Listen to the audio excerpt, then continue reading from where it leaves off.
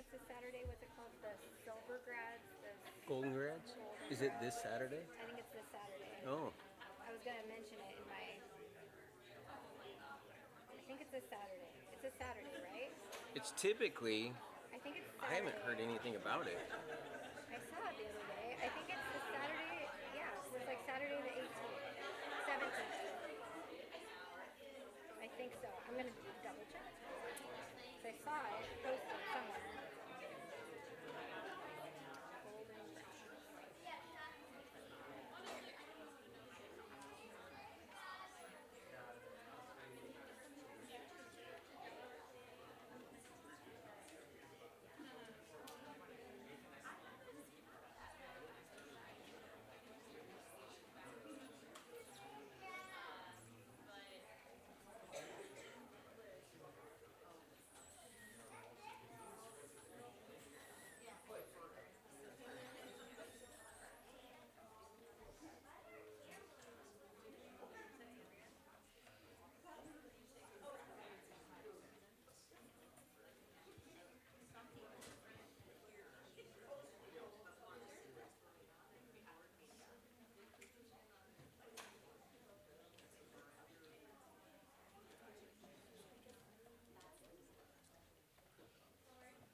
Golden Brown.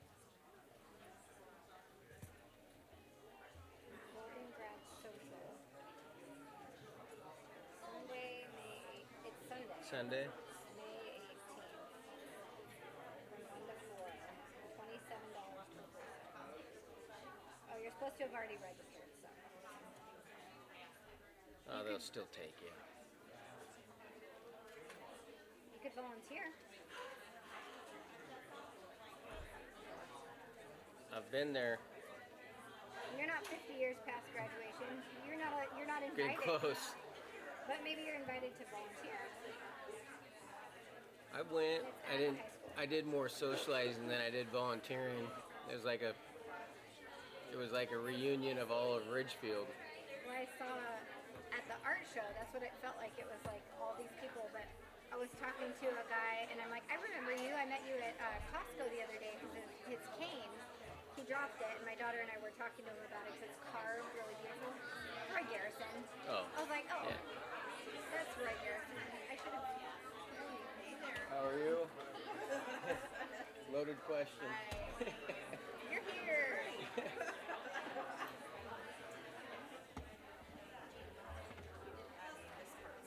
Sure. How are you doing? Pretty good. I know Amber's bringing her daughter Lila and having her just like hang out. So that might be part of the why she's not here yet.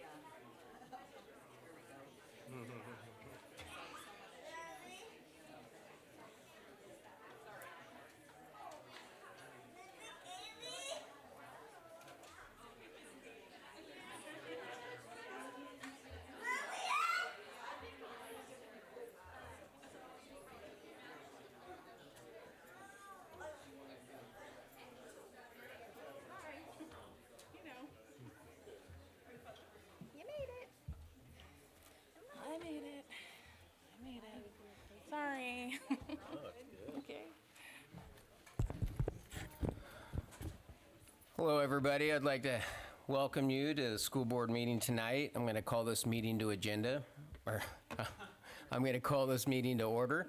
And we're going to start with the flag salute. Jake, will you lead us?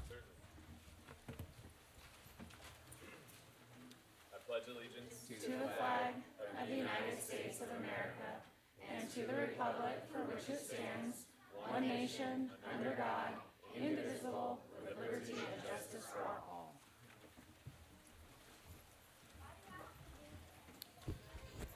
All right. Are there any changes or additions to the agenda? There are not tonight. All right. Can I get a motion to approve the consent agenda? I move we approve the consent agenda as written. Second. All in favor? Aye. Aye. Aye. That will take us to the superintendent's report. Wonderful. We are excited, as you can see, to have quite a few guests here this evening. And we're going to start with our Ridgefield High School student leadership update with Michaela Nix, if she's here. There she is.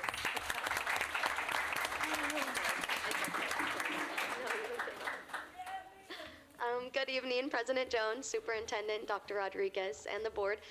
My name is Michaela Nix, and as some of you may know, we had prom last weekend, and amongst planning for a big event like prom, ASB and other parts of RHS like NHS and our art clubs like to do things in continuity with these big events behind the scenes that some people might not necessarily get to see. And although it is important planning big events like dances and such, it's important to do other things to boost school morale as well. So on our smaller scale over here, we have Powder Puff. This is something that we do yearly. It's a women flag football team, and it is coached by football players at RHS. So that is something that we do. Sometimes we scrimmage other teams from other schools. Sometimes we scrimmage ourselves. We also have Spike Ball. So Spike Ball tournament is something new that we've brought into RHS. It's been hosted at the Rourke. They've participated in assemblies, different things like that, and it's something that we hope to expand more in the future. Moving on to the next thing, we have our art show and hygiene drive.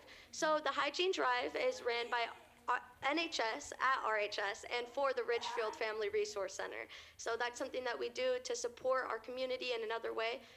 And then the art show is hosted by different art clubs at RHS. It depicts different art pieces by students, and you can go visit that in the pack.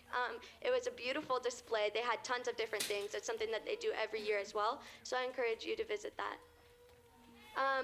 Next, we have Ridgefield's Got Talent. This is our third year doing Ridgefield's Got Talent, and something unique to note about this event is it's not only applicable to the high school, it involves the community as well. So as you can see, our first place winner this year was Peyton Smith, a beautiful singer.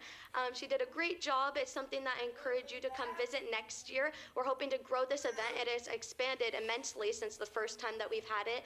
We've added trophies, banners, stuff like that, great things to commemorate the people that come and audition. So definitely encourage some people to come audition next year as well. It's a great event. And lastly, we have our glorified version of the end of the year field day activities. We have food and beverage for purchase. As our students' needs and demands have grown, so has this event. So that may include food and beverage.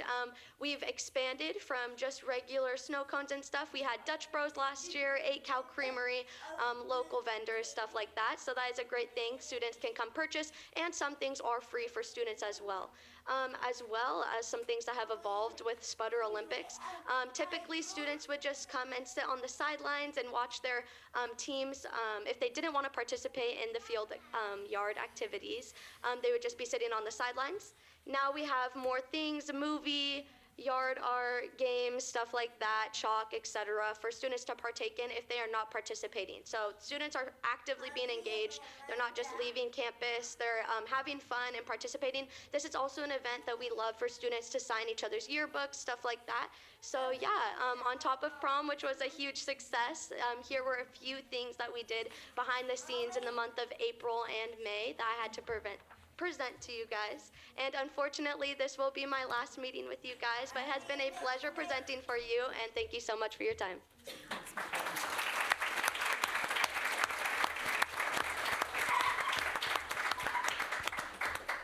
Thank you, Michaela. Well done. You did good all year. Thank you. I don't know what it's going to be like to not have you at the board meeting, Michaela, so come back and visit us, please. We're going to move now into our Students and Staff of the Month, and we're going to start this evening with Wisdom Ridge Academy and Alan Andrinka.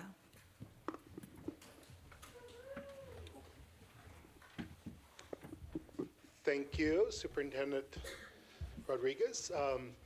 So I'm Alan Endring. I'm the director at Wisdom Ridge Academy, and I'm going to explain to you how this works, and then all of you who are students of the month, you'll do the same thing. So each of us, the administrator who is presenting for their building, will call out the student's name, and then you'll go to the back of the red carpet, just like you won an Academy Award.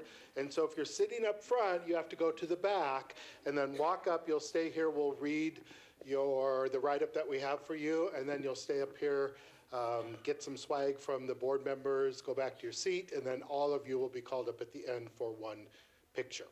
Make sense? Okay. So, okay, all right. Makes sense. So, Wisdom Ridge Academy Student of the Month is Senior Ryn Williams.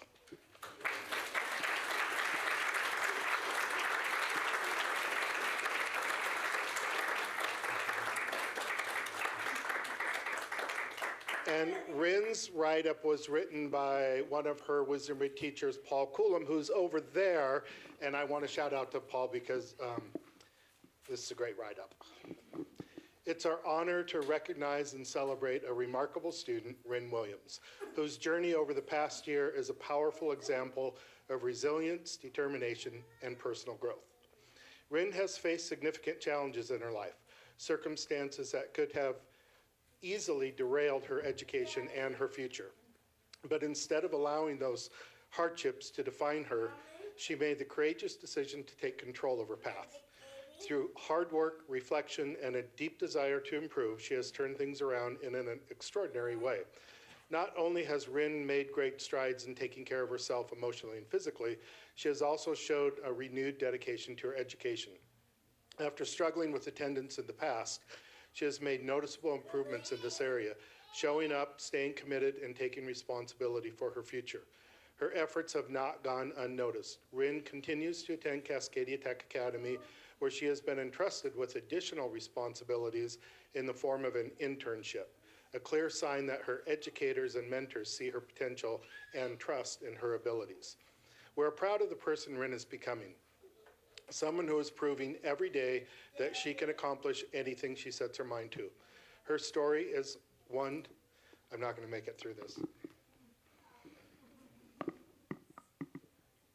Paul, you might have to come up here and finish this for me.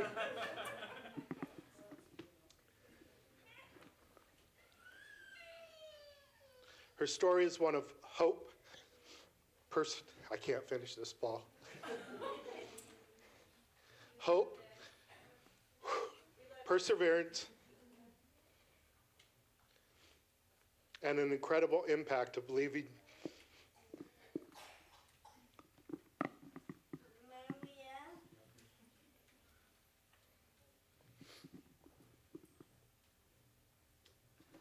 in oneself.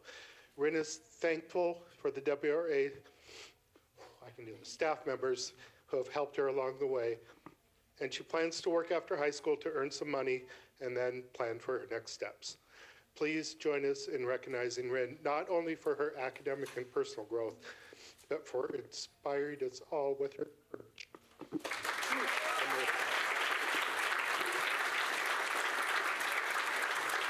Don't go anywhere, Ryn. Don't go anywhere. I know you brought your mom and your dad. Is there anybody else that you brought with you today? Just them. Tim? Either one? Cassandra, either one of you want to say anything? Don't put that out on social media after my... It's only for the grandparents. Ryn, you gifted our family a brand new start from scratch. And the day that we walked into Wisdom Ridge Academy, we did not know what life was going to bring. and Mr. Andringa sat down across the desk from us and assured us that finishing and getting a diploma and more was possible. Mr. Andringa protected our ability to make up for lost credits and make up for lost time and squeeze in extra classes. And we got to spend an entire year just soaking up electives in the form of fashion design and Cascadia Tech, and we're looking forward to walking at graduation. And Rin at one point did not think that was going to happen. So just overwhelming thanks to Wisdom Ridge and the non-traditional school structure. Just thank you.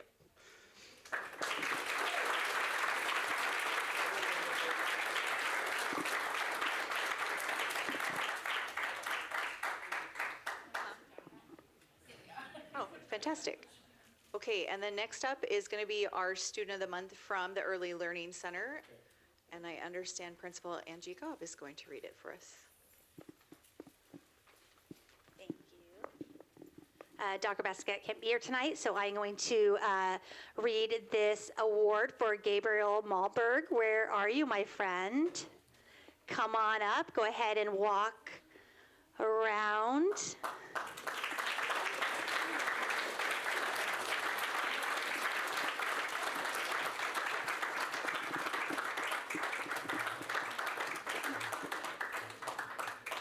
Oh, perfect.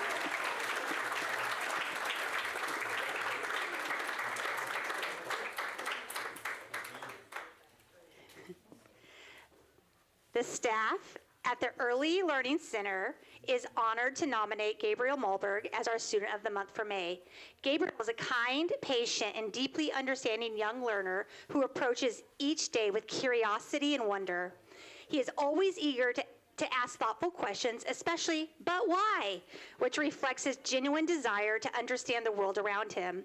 His natural inquisitiveness enriches our classroom discussions and encourages his peers to think more deeply as well. Gabe also takes great pride in participating in all of our classroom jobs. He completes them with not only enthusiasm, but also as a model of responsibility and positivity, inspiring others through his actions. His leadership is quiet yet impactful, rooted in kindness and respect for others. We are truly grateful for Gabriel, whose warmth and light brighten every corner of our classroom and is a joy to teach and a gift to our learning community. Congratulations, Gabe, on being ELC's Student of the Month.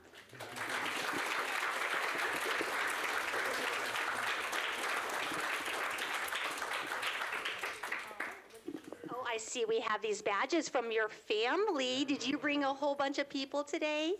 Yeah? Do we have a parent out here who would like to come and say something on behalf of Gabriel? Okay, and I see all these friends here. Who are these folks? You have mom and who else? Dad? Yes. Yes, yeah. And some other friends, some grandparents maybe? Yeah.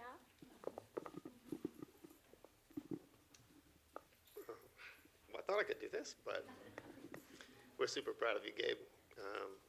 We just moved to this community a couple of years ago, and I think we were delighted when we found what we found in this school, and it's been a really good place for Gabe, and he's been doing really well, and we're just super proud of you.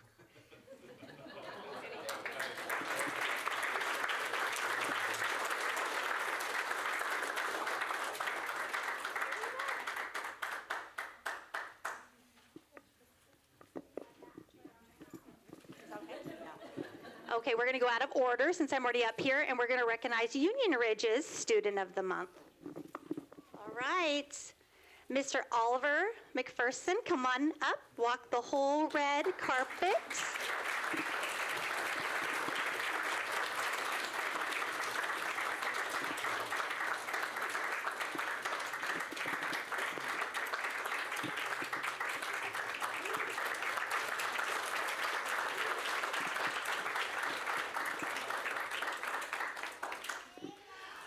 Oliver, here's what Union Ridge had to say about you. Oliver has been a shining star in kindergarten this year. At the start of the year, he was a little shy, but he quickly came out of his shell and showed everyone his kind heart and his bright smile. Oliver is always polite, helpful, and ready to jump in, whether it's sharing his crayons, helping clean up, or cheering on a friend. He works hard on his assignments and takes pride in doing his best. His cheerful spirit and caring nature have helped him make great friends. Oliver's teacher, Andrew McCain, shared, "I am so proud of how much Oliver has grown this year. He truly makes our classroom a happier and fun place to be." Congratulations, Oliver.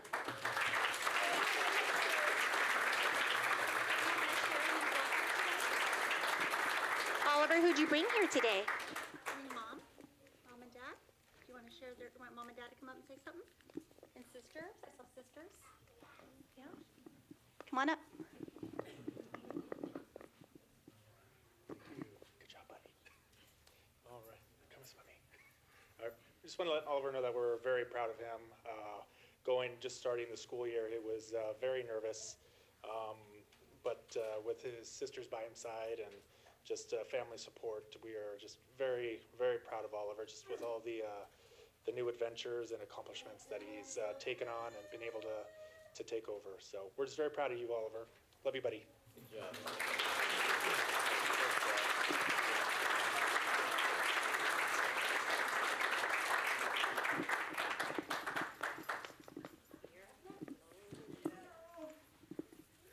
Hi, I'm Jill Ninehouse. I'm the principal at Southridge Elementary, and I have the pleasure of recognizing Marlon Arajo Burciaga, who is a second grader at Southridge. Come on up, Marlon.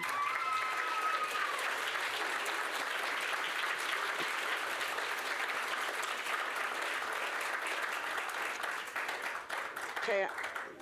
It's the night for tears. I'm going to try to get through this without getting emotional. Marlon deserves to be recognized as Southridge's Student of the Month because he works so hard to demonstrate the 3 R's every day.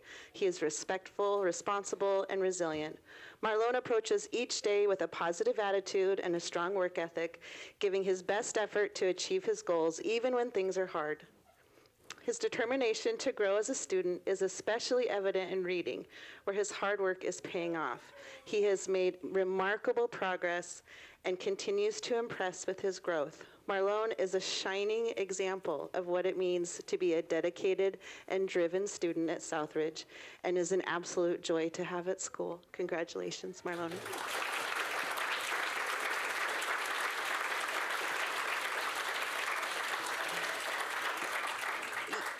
You have a big group of fans with you tonight. Who did you bring with you? Can you tell us? I bring my dad, Kimberly, and Katie.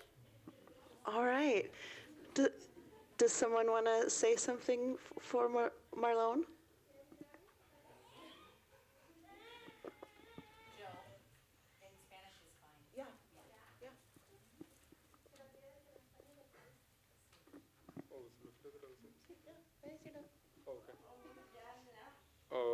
Me siento muy orgulloso de mi hijo porque rápido aprendió en la escuela y miro pues que se siente muy familiarizado con la escuela y con sus compañeros y me siento muy orgulloso de ello. Muchas gracias. I feel very proud of my son because he learned very quickly at school and is very comfortable with his friends and classmates and stuff. And thank you. Congratulations, buddy.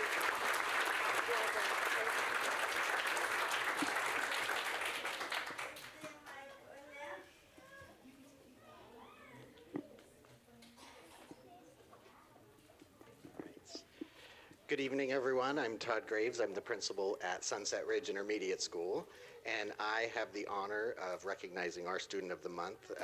This month is Holden Crane. Come on down, Holden.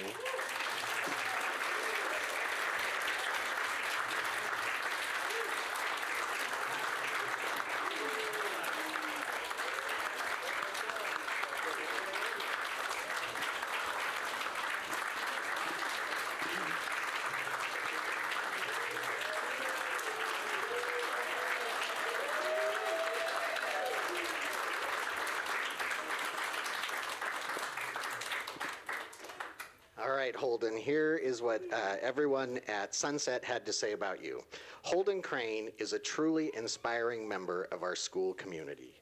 Every day, Holden approaches challenges with determination, joy, and a positive spirit that brightens the lives of those around him.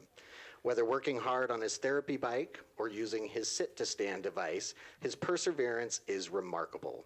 He lights up when greeted, responding with genuine excitement that instantly warms hearts. Holden's depth of understanding and compassion continually impress everyone who has the privilege of knowing him. His thoughtfulness is sincere. He often asks about situations he's heard about, showing a level of care that is truly heartwarming. Holden also loves hearing from his classmates about their activities both in and out of school, always taking an interest in others' lives. Academically, Holden puts in tremendous effort and eagerly shares his thoughts during group sessions. His love of learning, combined with his enthusiastic participation, makes him a value member of every classroom he's part of. Known for his friendly smile and positive attitude, Holden is well loved by his peers and brings happiness to our school each and every day. He is a shining example of perseverance, kindness, and community spirit. Congratulations, Holden.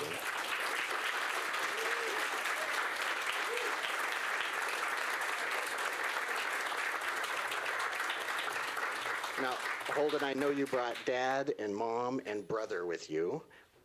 Would someone like to say something? I'd just like to say that and thank everybody that helps him along the way. He's been kind of a blessing for us. We thought it was going to be kind of hard having him go to school, but he's shown us every day that he loves going to school and having a good time. And he appreciates what he learns at school every day, and he talks about how he's ready to go to school the next day, and it's just been wonderful. We've been really happy with everything.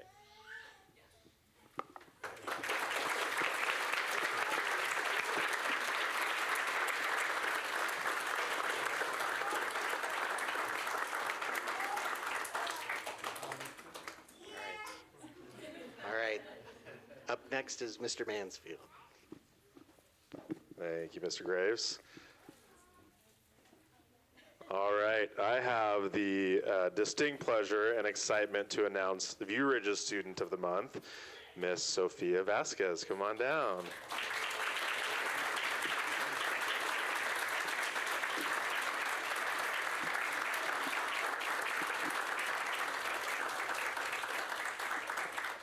Sophia's teachers have had so much to say about how deserving she is of this recognition. She consistently goes above and beyond in both academics and character. With her outstanding work ethic, positive attitude, and unwavering commitment to excellence, she embodies the very best of what it means to be a View Ridge student. Mr. Hagenson highlights Sophia's incredible energy in the STEM classroom. He says she's always asking thoughtful questions, tackling tough problems head on, and showing true enthusiasm for learning. Her curiosity and strong work ethic make her a standout student. Mr. Brockle praises Sophia's academic focus and determination, noting the top-notch quality she puts into every single assignment day in and day out, every project, every presentation.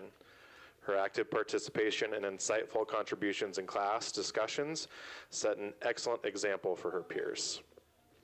Ms. Ballman echoes those sentiments, calling Sophia an outstanding student who treats others with kindness and never gives up, even when faced with challenges. She is a wonderful part of the ELA classroom community. In choir, Ms. Wetzel commends Sophia for her diligence, commitment, and going the extra mile, whether it's staying on task or stepping out of her comfort zone to try for a solo. Sophia brings such a positive attitude and tireless effort to everything she does. Finally, Mr. K describes Sophia as both hardworking and kind. Her consistent engagement and maximum effort truly make her deserving of this honor. Sophia, everyone at View Ridge is really proud of you. We're excited to see where you go as being a spudder here shortly. Just want to tell you congratulations on being View Ridge Student of the Month.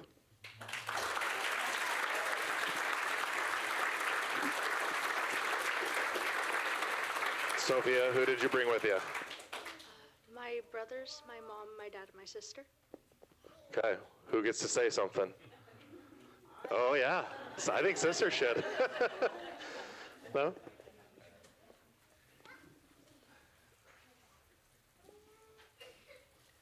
just wanted to say we're really proud of you, Sophia. We see it every day, how hard you work. Any challenge or obstacle, you just view it as something that you're gonna conquer. So, couldn't be any more proud of you.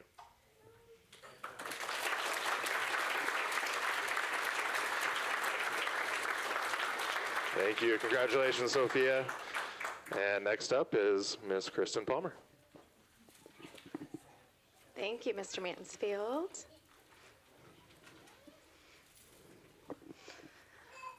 All right. I would like to welcome up Firefly Kravchuk.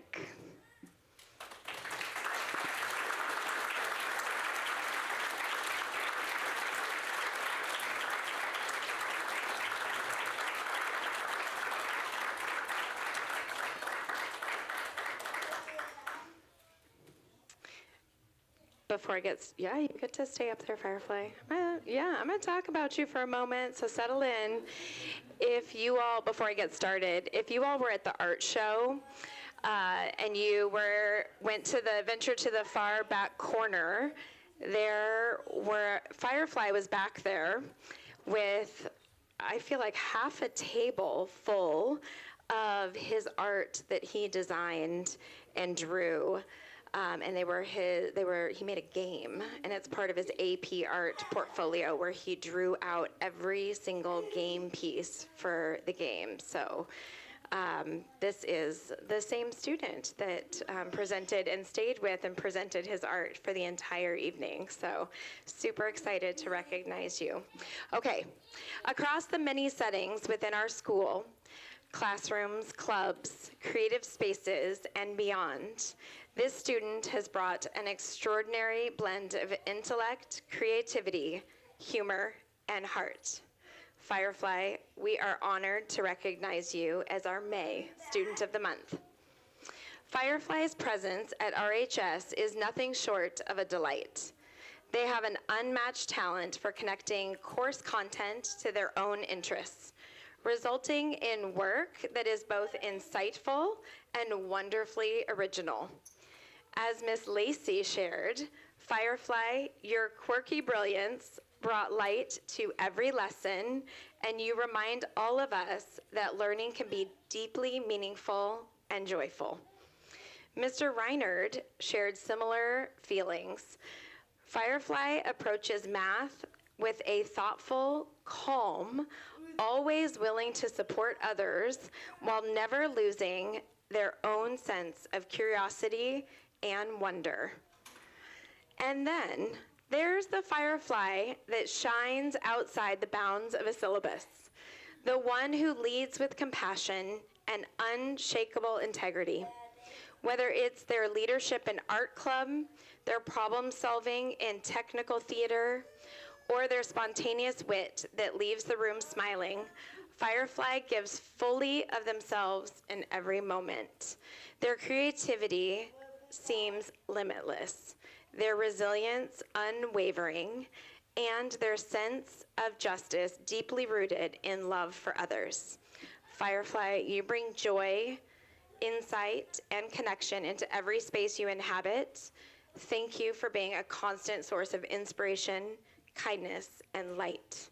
You will be greatly missed at RHS. That's because he's graduating. Yes.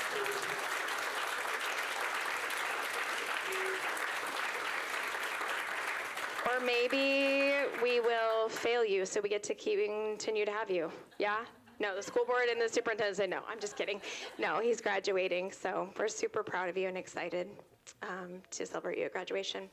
All right, Firefly, I know you have some guests here, so let's talk about who you brought. I am here with my father and my brother. All right. One of you, I know.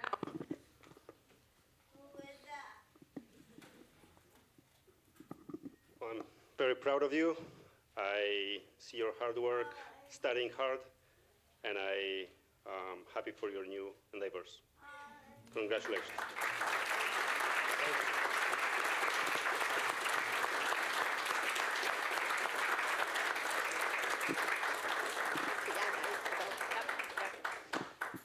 Thank you.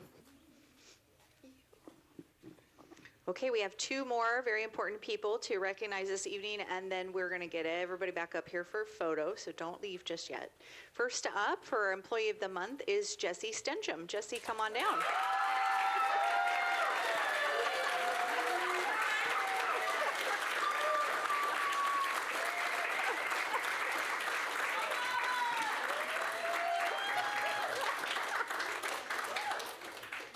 It's like they know you or something.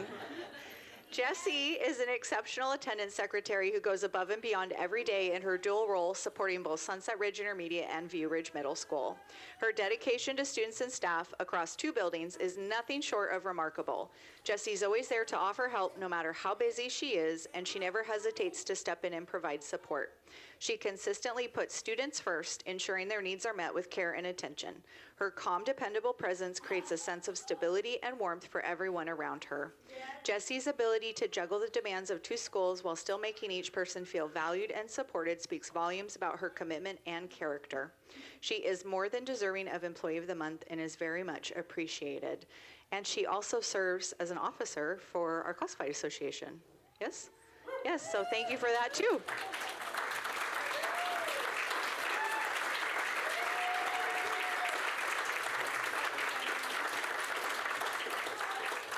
Who did you bring with you, Jessie? I brought my husband and my daughter. And a whole cheering crowd. Yeah. Do one of them, your daughter wants to speak. Okay, fantastic.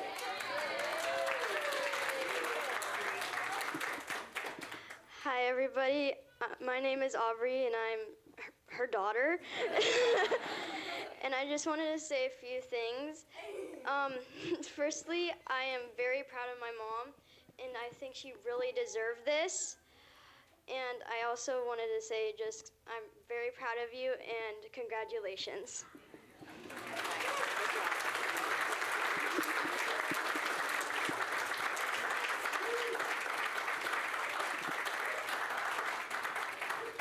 Okay, and we have another amazing classified staff member, Karen Miller. Please come on down.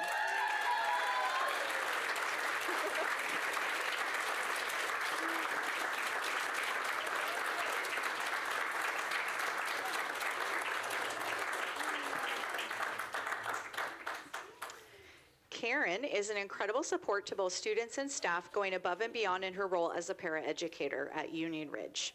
She helps manage a student that we share in the SLC, which is our behavior support program, coordinating pickup routines and ensuring he has everything he needs for a successful day. Karen is consistently responsive, creative, and proactive, whether she's making visual supports, checking in through email, or sharing helpful observations. Her work with some of our highest need students is truly a gift. She brings warmth, kindness, and encouragement to everyone around her and always lifts spirits with her positive attitude, even on the toughest of days. Karen actively participates in trainings, offering thoughtful questions and insights. She supports not only her assigned students, but others in the classroom as well, making a meaningful difference wherever she is needed. It's a joy to work alongside her. Thank you, Karen, for your dedication, compassion, and unwavering commitment.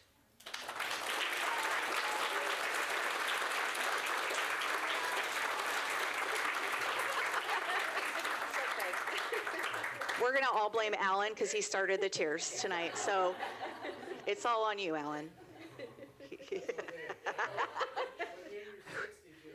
There you go, there you go. Who did you bring with you, Karen? I brought my husband and daughter and a bunch of coworkers. I love it. Who would like to speak for Karen? Okay, love it.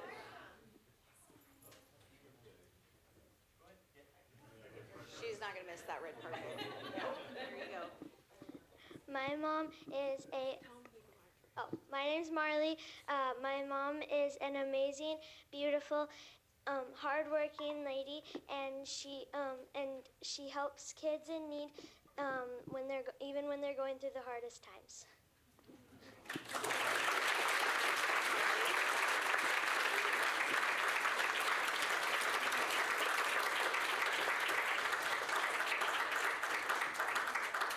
We really have the very best kids here in Ridgefield. Okay, everyone who was recognized as a student or staff member of the month, if you would come on down, we're going to do a group picture.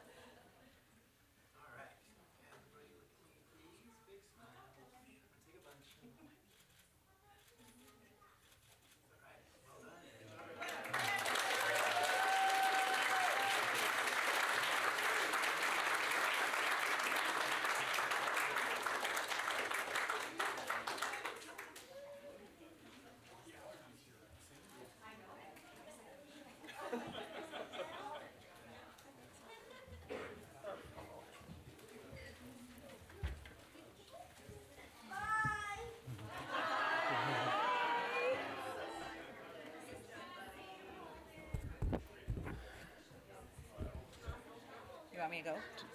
You want to give him a minute? A little bit. Yep. Yep. Yeah, feel free to go home if you want to go home or stay if you want to stay, but we're going to take like a 2-minute break to let people do what they want to do.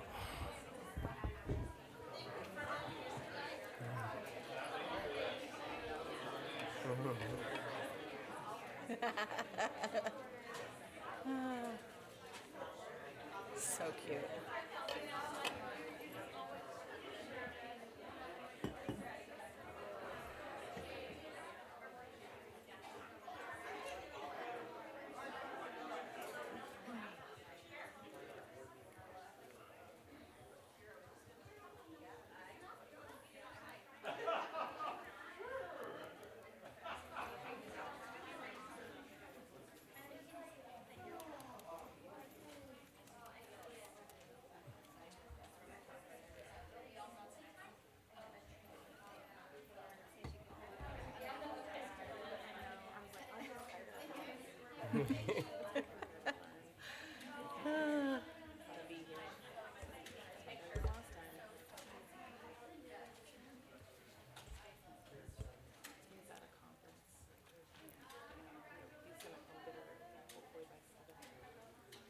Okay, are we good? Yep.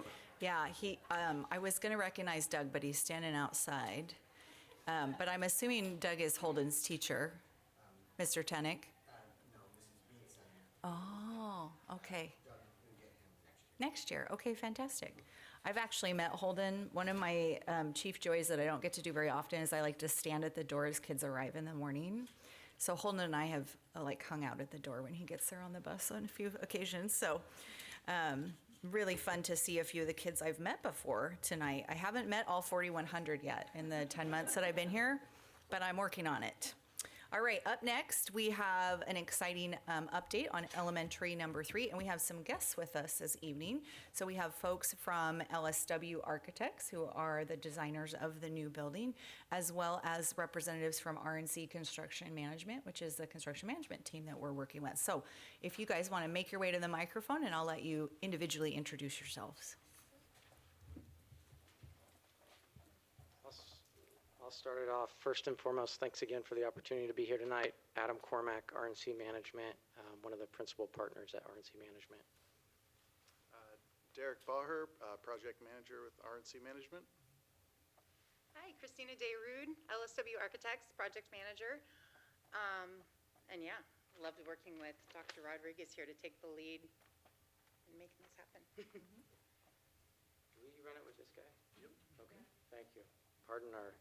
So we'll jump right into it. You can totally move the microphone up, Adam, so you don't have to hunch over the whole time. Okay. It's usually probably in a good spot. But so I want to be brief. I'm going to give, and Derek is going to give. We're going to give an update, kind of where we are and how we got to where we are, and then I want to leave a lot of time for the LSW team to kind of present kind of where we are to date from a design, et cetera, et cetera. So. Kind of just a really big, brief overview, and then we'll get into more of the details in the schedule. But just, back in 2017, 2018, this design was in place. Back in rewinding back to 2014 in December, the board gave us direction to move forward with kind of putting a plan together to work on a levy. In February of 2025, the community passed that levy. And we've been working really hard as a team to get to where we are to date. And so in general, a lot of things have happened over the last short period of time, and we just want to hit on some of those during this update tonight. So part of this process, there's a substantial amount of funding that is available through the state. It's called SCAP funds. So we've been working diligently along with Ridgefield and their team to procure those. It's a process, and you can see on this, we've identified kind of there's a 12-step process. Some of those are the team, whether that's the design team, whether that's the architects of record, or whether that's the district is providing these state requirement things, and they're just different benchmarks that we've hit. So I'm excited to report that we have submitted everything except for one resolution for the D7, and we're anticipating to get that D8 this week. And so just there's a lot of work that's happened to get here. We acknowledge that, but we also acknowledge there's a substantial amount of funds that this project wouldn't be feasible without these funds. So I'm going to go through that. This is just kind of a glimpse to see all the different things that that we had to tackle to identify, and there's different milestones that you have to hit. So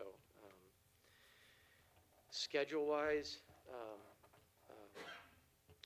backing up really quick, just a procurement of the general contractor. Just wanted to give a status. So we're out to bid currently.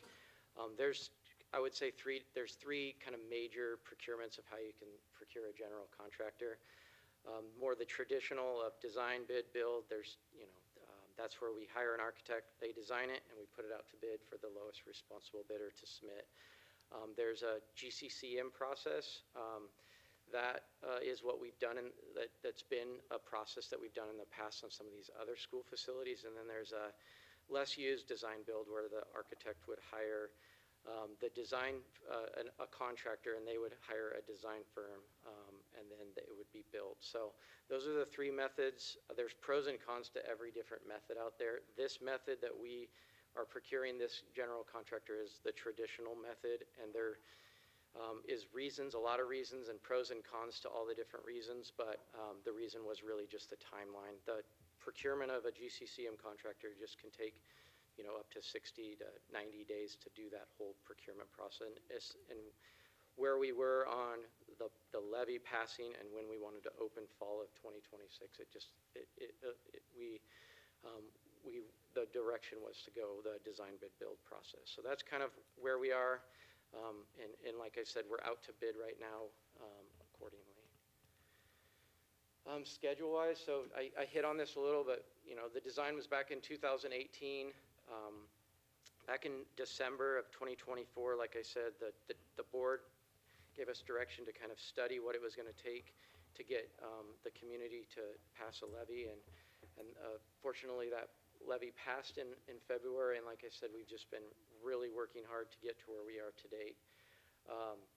We have submitted for permits. We're anticipating our permits within the next couple weeks. There's a lot of work. We've had to go through kind of a redesign process accordingly. So there's been a lot of that. We feel comfortable and confident where we are. I think the city, the county, the different jurisdictions have really worked hard with us as a team member to help us get to where we are to date. And then we went out to bid, ready to go out. We went out to bid middle of April, and we're targeting to have those bid openings currently May 29th, and then bring that board recommendation June 10th, which is all this, and then start construction middle of June. All of this stuff is extremely quick-paced. We're comfortable and confident. We've got really good turnout. We're going to get really good turnout from general contractors, and so and then we move forward. The whole goal was to open this school fall of 2026, and so we're still on target for that. We have a substantial completion date of middle of July, and that just allows us to get furniture in there, get staff in there, get them oriented before staff and students return to this new open building. So I'm not sure, interrupt me if you guys have questions or clarifications along the way. So budget. So we got rid of a few columns. So this is kind of a holistic, and we just kind of pared this down, but wanted to kind of show and share how we kind of came to where we were. So back in 2024, there was a bond that was unsuccessful, unfortunately, which we had some budgetary numbers. We were given a task to kind of reevaluate that design from a program standpoint, from a design standpoint, from a square footage standpoint, to get that cost of construction down. And so we really reevaluated back in December when we got that direction to reevaluate what has already been done and what still needs to get done to develop a realistic budget of how we can what we could do to to get this project procured. So we worked heavily with the district, the business office, and the different folks.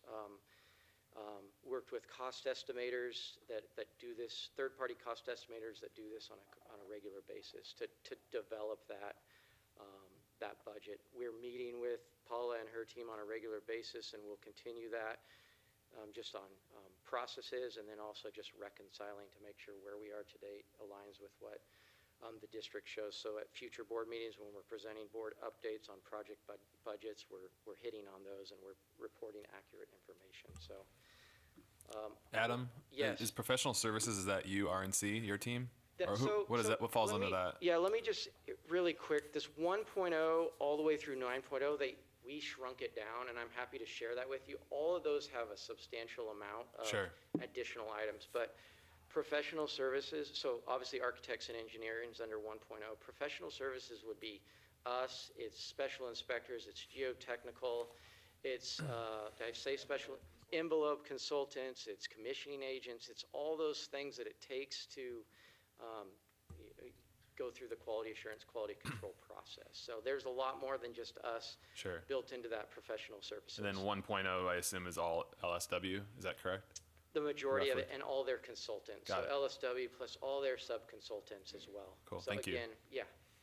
And then, yeah, all those other things, you can see some of them are zero, but that's only because we reevaluated kind of, a lot of that stuff had already been done previously, and so we were trying to make it as conservative as possible, but lean as possible, where we came up a realistic number. And so that's why you see some of those zeros, is because it was previously done, or that survey or that investment or investigation was previously done. So I'm happy to share the detail if you want. We just were trying to roll that up because you couldn't see it at all. So, but we are doing that on a regular basis, and so these are active living budgets that, now that we have procured professional services, and we're going to be procuring a general contractor. These are some things that we're managing on a regular basis with processing invoices, POs, et cetera, et cetera. So this, what you're not seeing is all the different columns over here that says what we're committed to date and what we're paid to date, and all those other things that we use as an exercise and a tool to manage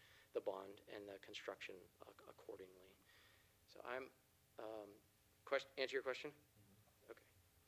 And then real quick on the budget, we did have an opportunity kind of a couple, 3 months to sit down with Jake and I think Amanda and kind of go through some of our processes just from a lens to show the transparency and the consistency and the all that information as well. And I think that went well, and we're happy to do those if we would like to do those in the future. So we want to be as transparent and open as possible. So that's budgets. I'm going to be quiet and turn it over unless folks have questions or Derek wants to add anything to any questions or clarifications. I have one other question, Adam. Yeah. Just what's the state of the world with procurement and tariffs and so forth? Is there any impact that you're going to experience over the coming months? Is there anything we should be prepared for? Anything to keep in mind? Just not super detailed, but maybe just high level, what we should know about that. There's a lot of unknowns. I would say this is my third board meeting in the last week and a half, and this question gets brought up every time. I think what happened yesterday, maybe with that White House leadership, might help us a little bit, but what we're seeing is with GCCM projects, we're able to kind of identify some contingencies and earmark those accordingly. With the design bid, build, hard bid, it's a little bit more difficult. We haven't seen anything yet, but we are hearing there's a lot of unknowns, and so what unknowns means is people put in their subcontractor bids to the prime contractor is maybe some contingencies because they don't want to lose. And so on the flip side, though, we are seeing in the K through 12 education arena a lot less projects out there, a lot less bonds have passed in the last 12 to 24 months. So it kind of has balanced it out a little bit of there's a lot more subcontractor base and general contractor base that are bidding these projects. For example, some of these projects might have only got 1 to 2, 3 bidders, where in this case, we're anticipating 6, 7, 8 bidders, which is going to help competitively drive those costs down. Bidders know that they're going to have to compete for those, and so yeah, I'm not trying to dance around your answer or your question. We just don't know. We don't have enough knowledge, but we're hoping that the timing of the bids and kind of the what's happened at the leadership at the White House, that maybe that's going to help a little bit, but time will tell. So, and we're excited to have some more knowns and less. But we have, just one more thing I'll hit on. We have incorporated in, which is outside of our bid, is some construction contingency. So it's accounting for some of those unknowns. It's accounting for some of those contingencies that could come up. So we call them in our industry known unknowns. It's just we know they're going to come up, so we need to plan for them accordingly. So we've budgeted that accordingly. So I hope I answered your question. All right. So I get to talk about the fun stuff. I know everybody's been waiting for this for so long. I myself have a student in the district and have had the opportunity to work on several buildings, including this one from the very beginning. So we're all just like anticipation to see it filled with students and just can't wait. This building, Dr. Rodriguez came in and immediately took the charge to take all of that community feedback that she was hearing and reduce square footage of the building and simplify it. And so as soon as we got the board okay back in December, we started redesign right away. And it was just to keep design fees and everything as minimal as possible, but still get us an amazing building and get it down to the prices that we needed. Some of the reductions that happened are the square footage, which I already talked about. Those orange squares, super hard to see. But here, and here is where the building shrunk. There were collaboration spaces that came out. The gym is smaller. And then we kind of looked at every space as well. But those were like the big chunks that came out. We polished concrete floors were replaced with sealed concrete floors, which is a good savings of money. There's a rubber gym floor in lieu of a wood gym floor, another big savings. No more bleachers in the gym. Removed the overhead door from the art room, reduced cabinetry throughout the entire building. I also want to let you know later, well, none of this is bad. This is all good stuff. But we reduced the cabinetry throughout the building, simplified the ceilings, and there's now a grass field in lieu of a turf field, and then no field lighting out there. In addition to that, though, we did meet with stakeholders, teachers, principals, the people representing the staff that are going to be in that building, and really got to work through everything with them. Tried to get feedback and change what we can without too big of a cost impact. At the same time, the special ed programming is looked at very differently now, and so we really met with that team to see what we can do to make it work for them in the current square footage that was already there. So that happened as well. And also simplified the library layout, made it work a little better, also within the same square footage that we already had. On top of all of this, because this happened originally in 2018 is when we started this, there's been some major code updates, actually several times over, that have to happen for the permit. And so some big things that had to happen that were actually additions to the project were additional electric vehicle stalls that have to be installed. Day one, installed solar panels, 2 additional vestibules on the building, so rooms like this where there's double doors you have to come through.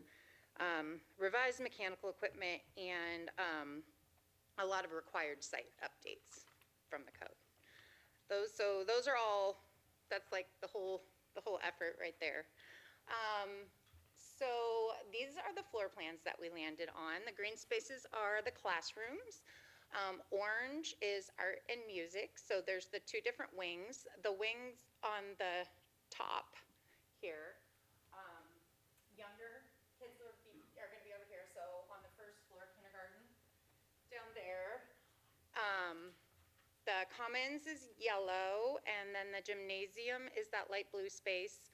Like I said, that was reduced from the big full-size gym to just what you're going to need for elementary PE. And admin in the pink right there, and then the floor plan on the right side is the second floor, and the library is up there in addition to more general classrooms. For the exterior materials, we also went through and just took another shot at the exterior materials.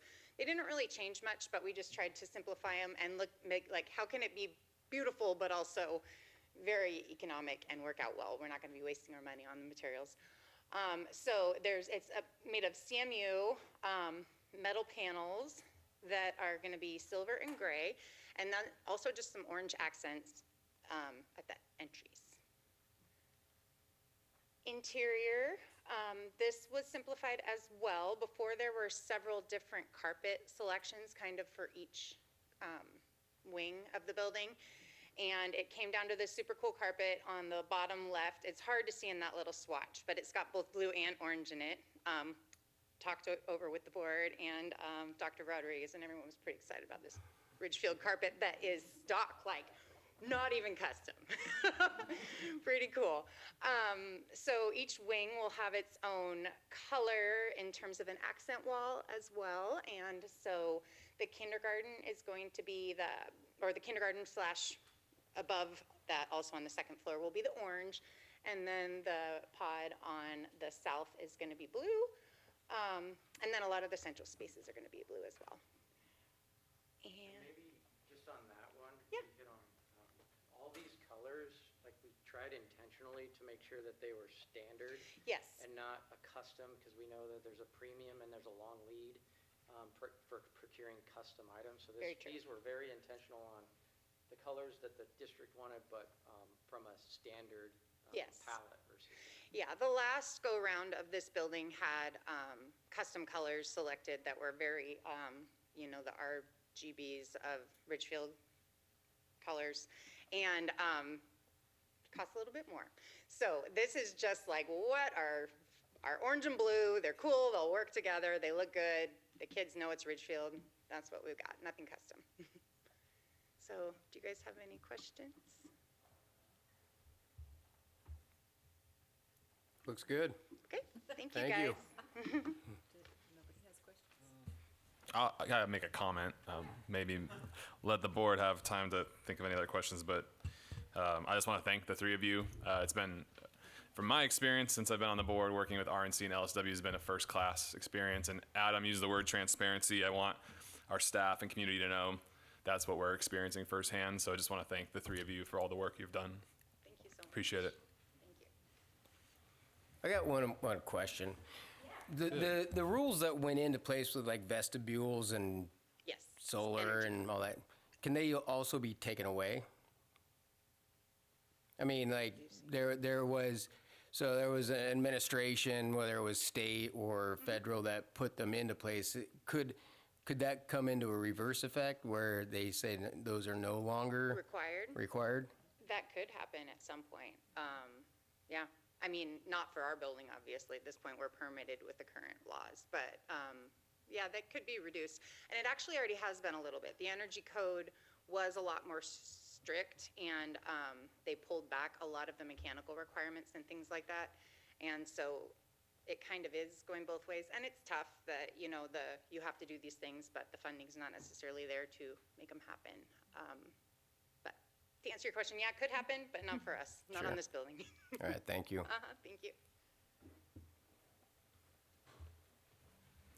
Thank you, team. Appreciate you being here to provide an update. We'll have them back probably in the fall after we've broken ground. Also really excited that we're going to work on having, once we know who the general contractor is, we'll work on having live camera out at the work site so that you'll be able to tune into our website and watch the construction happening. So we'll warn all the construction folks that they're on film all the time. So pretty excited about that. We do have the groundbreaking scheduled for Wednesday, June 18th at 1:00 p.m. And so pretty excited to have that opportunity. We will be right about that exact same time getting ready to officially really break ground, but we'll ceremonially break ground on the 18th of June. So it is a tight timeline. in terms of all the changes that have been coming out from state and federal government. We were able to get some latitude around some of the energy code. Initially, we were told that every single door to the outside had to have a vestibule, which is a tremendous increase in cost. And we were able to work with folks to cut it down to just, I believe, 2 additional, in addition to the one that was already scheduled at the main entrance. Those things are really challenging for school districts when there is no allocation for any kind of construction that comes directly to our district with our growth. So we're managing that, but in order to start, we have to get our permits, which means we have to comply to the extent that the folks who issue those require us to. So a lot of challenges, but it's going to be a beautiful building, and we cannot wait to have kids there in a year. So. Okay, with that, I have a few more things for you tonight. Oh, I'm just clicking the birds across there. I don't know if everyone had a chance to go out to the art show, but it is quite phenomenal. I didn't get over there as early as I wanted, which is the story of my life. And I was having a really hard time picking out my favorite item to give an award to. And one of the art teachers said, well, what are they going to do, kick you out? And I said, you're right. They're not going to kick out the superintendent. So I might have stayed past the end of the event. But lots of fun things. I just wanted you to get a sense. The picture in the upper right-hand corner, you can see how much was there. Every one of our art teachers had pieces from their classes that were on display. You can see we had pottery, ceramics, watercolors, charcoals, paintings, just colored pencils and graphite, all kinds of things. The screen, there was actually a screen in the back of the room, and some kids had done almost like flip book cartoons, but digitally. So those were running throughout the show. And then you already heard earlier that Firefly, one of our students of the month today, he had a ton of art, but it was actually like an entire card game, and he designed the entire game and all the rules, and it was pretty interesting. So these were a few of my favorites I just wanted to share. And we can't wait to have them down here. They will be displayed, many of the winners, in our display cases here when you come into the rack. The one that I picked out, so I just want to give a shout out to Shay Reese, who is a senior and was in Malia Cooper's ceramics class, stoneware and ceramics class. So Primordial Flame was the one that I went with. I just thought these were the coolest vases I'd ever seen. And then I did tell them next year I need more ribbons. I want one for every type of art that's there. And they're like, we can make that happen. So I wanted to just also give a shout out to Sophie Hickok, which she doesn't know, but I just was really taken by this piece. It was called Pull Yourself Together.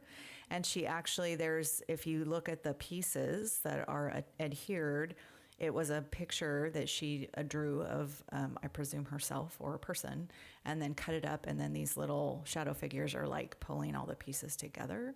And I just really loved sort of this multimedia approach. And she is a student of Shelley House. So such talented, featured a couple high school students here, but honestly, there was work from kindergartners, fourth graders that I was like, dang, they're really talented. So super encouraged, if you missed it this year, please go next year.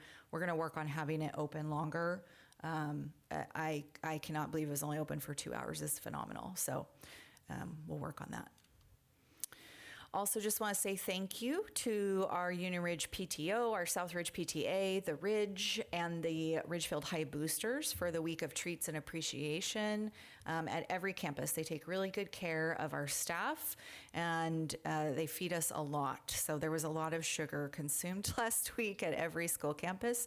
I just want to express my gratitude and let you know that our staff really appreciate your thoughtfulness.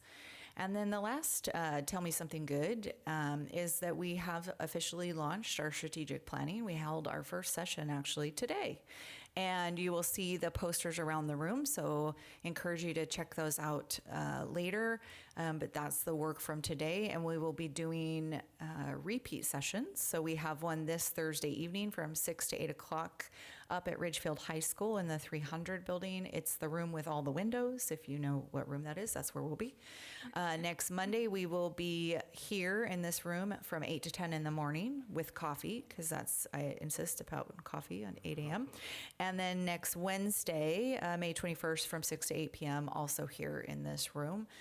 Encourage students, staff, families, community members, anyone who would like to attend to come on out for one of those sessions. We are basically crowdsourcing a lot of information to come up with our new district mission, vision, and core values, as well as some guiding principles to guide the work next fall. So pretty excited to have that officially launching this month. Want to provide some labor management updates. As you know, we are in a full open contract bargain with our friends at REA. It has been a really positive process with a lot of interest-based discussions so far by the full team. We have had 4 full-day sessions already. Our first meeting was on April 22nd, where we went over some ground rules, shared some proposals, and planned really for the future of the bargain. The following day, we were actually able to reach what we call TAs in the bargaining world. It stands for tentative agreements on 15 of the contract sections. Met again on April 30th. We had the finance and compensation analyst from WEA, who had done an analysis of our district's finances, come and share her findings. We reached an additional 4 TAs that day. And then on May 1st, we had a flurry of exchange of proposals and counter proposals from each side, responding to things that had been presented on the 3 prior days. We reached an additional TA for a total of 20 contract sections completed. And then, I'm not sure if you refreshed, because I'm looking at this now, so you might want to do that while I tap dance. And we have 5 additional days scheduled before the end of this month. We actually had a few things that we found that are duplicated, and so we're actually down now to 29 contract sections remaining, so that's pretty exciting. There we go. Okay. You already heard a little bit about construction, just keeping you apprised, working through this D-form process, which is how we access our quote-unquote matching funds, which we all know now in Ridgefield are not truly matching funds, but what we can access from state through the School Construction Assistance Program. The odd-numbered forms, remember, are submitted by us, and the even-numbered forms come back to us from OSPI. The orange is to highlight this is where we are. I could have put a little "you are here" star right there. So we are in that process right now and getting very close to being completed with that and moving on to the D9. Project management schedule, again, just at a very high level. The design phase and the land use approvals, those are in gray because we are complete really with those 2 pieces. Construction permits, we've put in all the applications. They've been submitted. We've gotten some things back. We're working through that. Same with other approvals. So we've heard back, I know, from the fire district. We've been in communication with regional wastewater, county health. So those are also in process. We're also right smack dab in the middle of the bid process, and you have some dates here as well. And we're going to have some updates that I'll talk about in just a moment. Construction will start in mid-June, as you already heard from our team. And then there are several things that the district staff also need to take care of in this process. So it's not so simple that we just say, great, we have a general contractor and we wait for it to be done. There is still a lot of work to be completed in the interim before the school can open.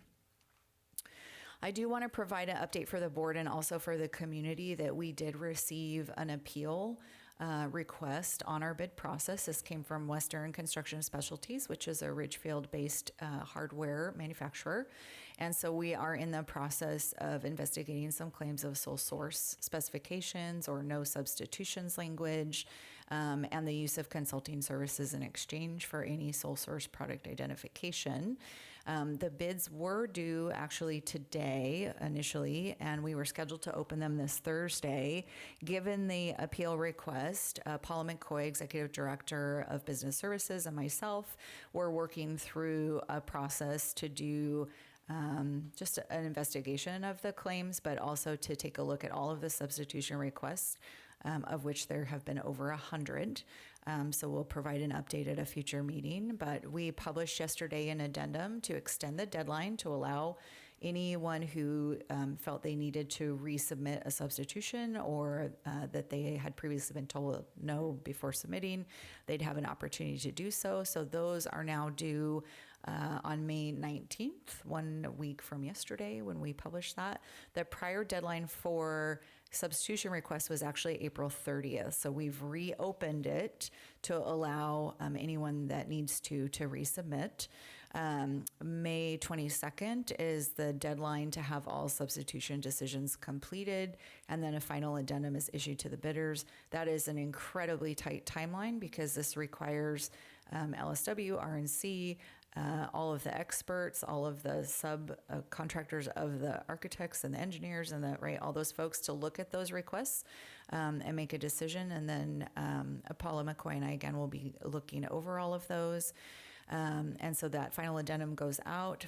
Then the big, I'm going to call them the big bidders because there's also like sub bidders, like little bidders. Okay. The final completed big bids are due then on May 29th. Again, the previous deadline was today, so we've pushed it out a couple of weeks due to the concern that was raised. And then we do our due diligence along with RNC as our construction management firm to review all of the bids and ensure that it is a legitimate capability of the bidder to complete the project on time and on budget. And then we expect to bring back to you at the board rather than at the 27th meeting, May 27th. Instead, we're pushed it out to the June 10th. So I would anticipate we'll be recommending to you a contractor to approve and a bid to approve at that meeting. And then we very quickly, basically within a week, mobilize and start construction. So it is important for you to know as the board that this issue has pushed out our completion date and our temporary certificate of occupancy 1 to 2 weeks. That means it's even tighter in terms of the construction timeline. So we're going to be monitoring that very closely because as you already heard from Adam, we have known unknowns. There just always are in construction projects. So other things related, maintenance department updates, as we've been talking a lot about recently. So we had, again, a community volunteer who's also a parent of students in our district who went out to meet with anyone, any staff member who had indicated that their classroom was really at a level 1 or 2, which was the negative side of the ratings scale around the maintenance of their classroom. And after meeting individually and talking with those folks, these were the themes that our volunteer brought back, that really we have insufficient funding and staffing based on the current size of our district and the current level of budget and staff for maintenance and operations. And years of deferred maintenance have contributed to maintenance issues at all campuses, including our newest campuses, which is disheartening. Ineffective management and really just calling out the need for proactive leadership and accountability. An improved organizational culture through transparent communication to staff is needed. I would say that what this individual found, and again, like he had no skin in the game, he's not an employee, so we feel folks really had the opportunity to be very honest and direct in their feedback, was that there was a sense of, when I say there's a problem, I'm just told, well, there's no money, so deal with it. That's certainly not the internal customer service that we want as a school district. So we've been working really hard around our customer service orientation this year in every central service department. And I was glad to hear in his conversations with staff that there is a growing sense of momentum and that people are recognizing that we are trying to address the needs. But he also very clearly called out there is no short-term fix and no magic money tree to make all of this work overnight. So we have a lot of deferred maintenance work ahead of us, and there is substantial financial cost attached to that. Water quality, as you know, we've talked about several times over the course of this last year. We're continuing to address identified issues and anticipate doing the retesting of the water sources that were flagged in our second round of mass testing prior to school next year. All of those are currently shut off or bagged and tagged or labeled as appropriate for remediation until we have replaced what needs to be replaced. And then last time at our board meeting, we talked about the roofing assessments at both Union Ridge and South Ridge. Just to refresh your memory, Union Ridge is rated as failing. That's not what you want to hear about your roof or about your school. So we have got to move forward on that project. We're in the process of working on having that bid out, and we're going to take off the whole roof and replace it this summer. There is asbestos, so there's a complete remediation of all of that also has to occur, which is part of the reason that the cost is what it is. But we believe we can get the project done over the summer when there are not students and staff. We've had to make some adjustments to our community education programming because typically we would use Building A and or the SPED annex and the play areas, the covered play areas. And so those will be basically off limits during the period of construction. The total cost is about $2.5 million. It's closer to 2.6 by the time we pay all the sales tax because even schools have to pay sales tax. Southridge was rated as poor, so instead of being red, it's orange. So we're going to delay that project because we don't have enough money to fix everything all at once. And then Ridgefield High School is the one that we didn't get to see last time. They were still in the process of doing the assessment. And probably no surprise, but the older buildings that were assessed are all rated as failing. So we're going to plan to move forward on a partial project pending the cost when it comes back from bid. So last meeting, I shared with you photos from Union and South. Everyone remembers the tree growing on the roof. And so we're going to share today the Ridgefield High School. So in the lower left corner, you can see the 4 spaces with red. That is really where all of the assessments were done. That long, skinny building, that is the wood and metal shop, the CTE shop space. The one that's kind of in the middle, top and bottom, and if you look to the right where it has the actual assessment, the orangey one is the weight room, and in the front, it's the auxiliary gym. And then just to the right of that is the commons, and then the standalone building that's in red is the 100 building, which we all know is well past its prime. So this gives you just kind of an overview. It is really fascinating when you look at the picture on the top left. You can see the entire campus, and it's really easy to tell which roofs are in good condition and which ones are not, even just at that glance.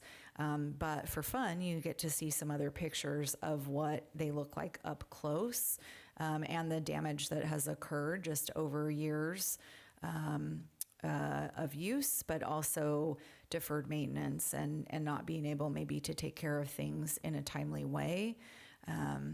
Share with you, and this just kind of building by building. So this is the commons roof, and you can see the wear and tear. You can take a look and see what the type of system is that's there. Here's some other pictures for you of the patches. Remember from last time we talked about, our maintenance team is doing the best they can, but they just continue to patch and patch and patch. The problem is when you have a roof where it has places that the water is standing and it's not set up correctly to drain, then you're never going to be able to really fix it. The patches wear down in about 6 months and they just place them again. They just replace them. The one on the right, I kind of wanted to include here for you to see all the caulking that's just been added like year over year over year.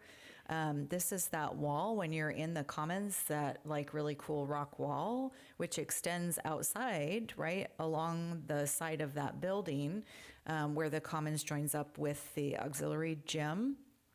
And really about 3 rows of that rock should never have been rock. We should have done something different there. And so you can see it's just continues to kind of like deteriorate and fall apart, and we just keep kind of patching and patching and patching. So that's been an issue. This, I want to just kind of show you. This is, you can see here, kind of the dark gray and the light gray on that top left-hand picture. So again, this is the auxiliary gym and the weight room. And both of these two have what's called tectum decking. So you can see in the upper right-hand picture, it looks like spaghetti noodles. It's think about it like ramen. So when you take the ramen out of the package and it's like this dry, crunchy, and then think about it when you stick it into the boiling water, what it does.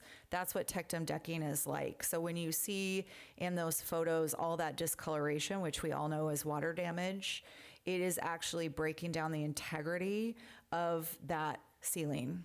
So people who do roof work for a living don't like to work on this because it can be dangerous.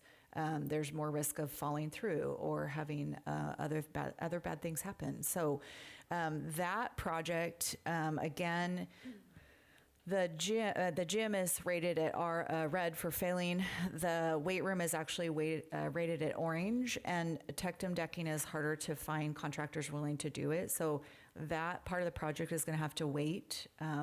We won't be able to do that this summer, but it will be really something we're going to want to do in the very near term future. You can also see this big bucket down here in the middle.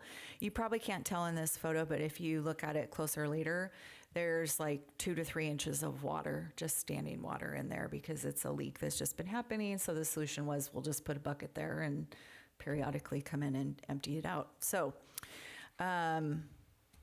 moving on to the auxiliary gym. So you can see kind of the discoloration as you're looking at all the fill. Like they pull out what's a core sample, so you can see what the how it's looking in terms of water that's been sitting and just exposure. Again, you can see a lot of the patches that have been done, and the picture on the lower right, there is like decking on top of that wall there, and it's completely just deteriorated. Moving on to the CTE shop. So again, that long skinny building on the far side of campus. So you can see a lot of places where the water is obviously pooling, like because then there's just even dirt and everything piled up. And some of this has to do with the way that the roof was designed, and not really being designed in a way that would pull the water away and off of the roof. We also have here, there is a venting system from the metal shop that is spitting out onto the deck. So you have like metal shavings and things that are up there when you're dealing with a membrane roof that's kind of like plastic sheeting. Not a great place for metal shavings to go, because when you step on it with your work boots, you have a tendency to rip through. So again, just some design challenges and things that have been left for a really long time. And to be frank, we're not willing to wait anymore. We've got to start addressing these issues. So here's the estimates on the cost, and I'm, like last time, giving you kind of the different options. What's interesting about the Ridgefield High School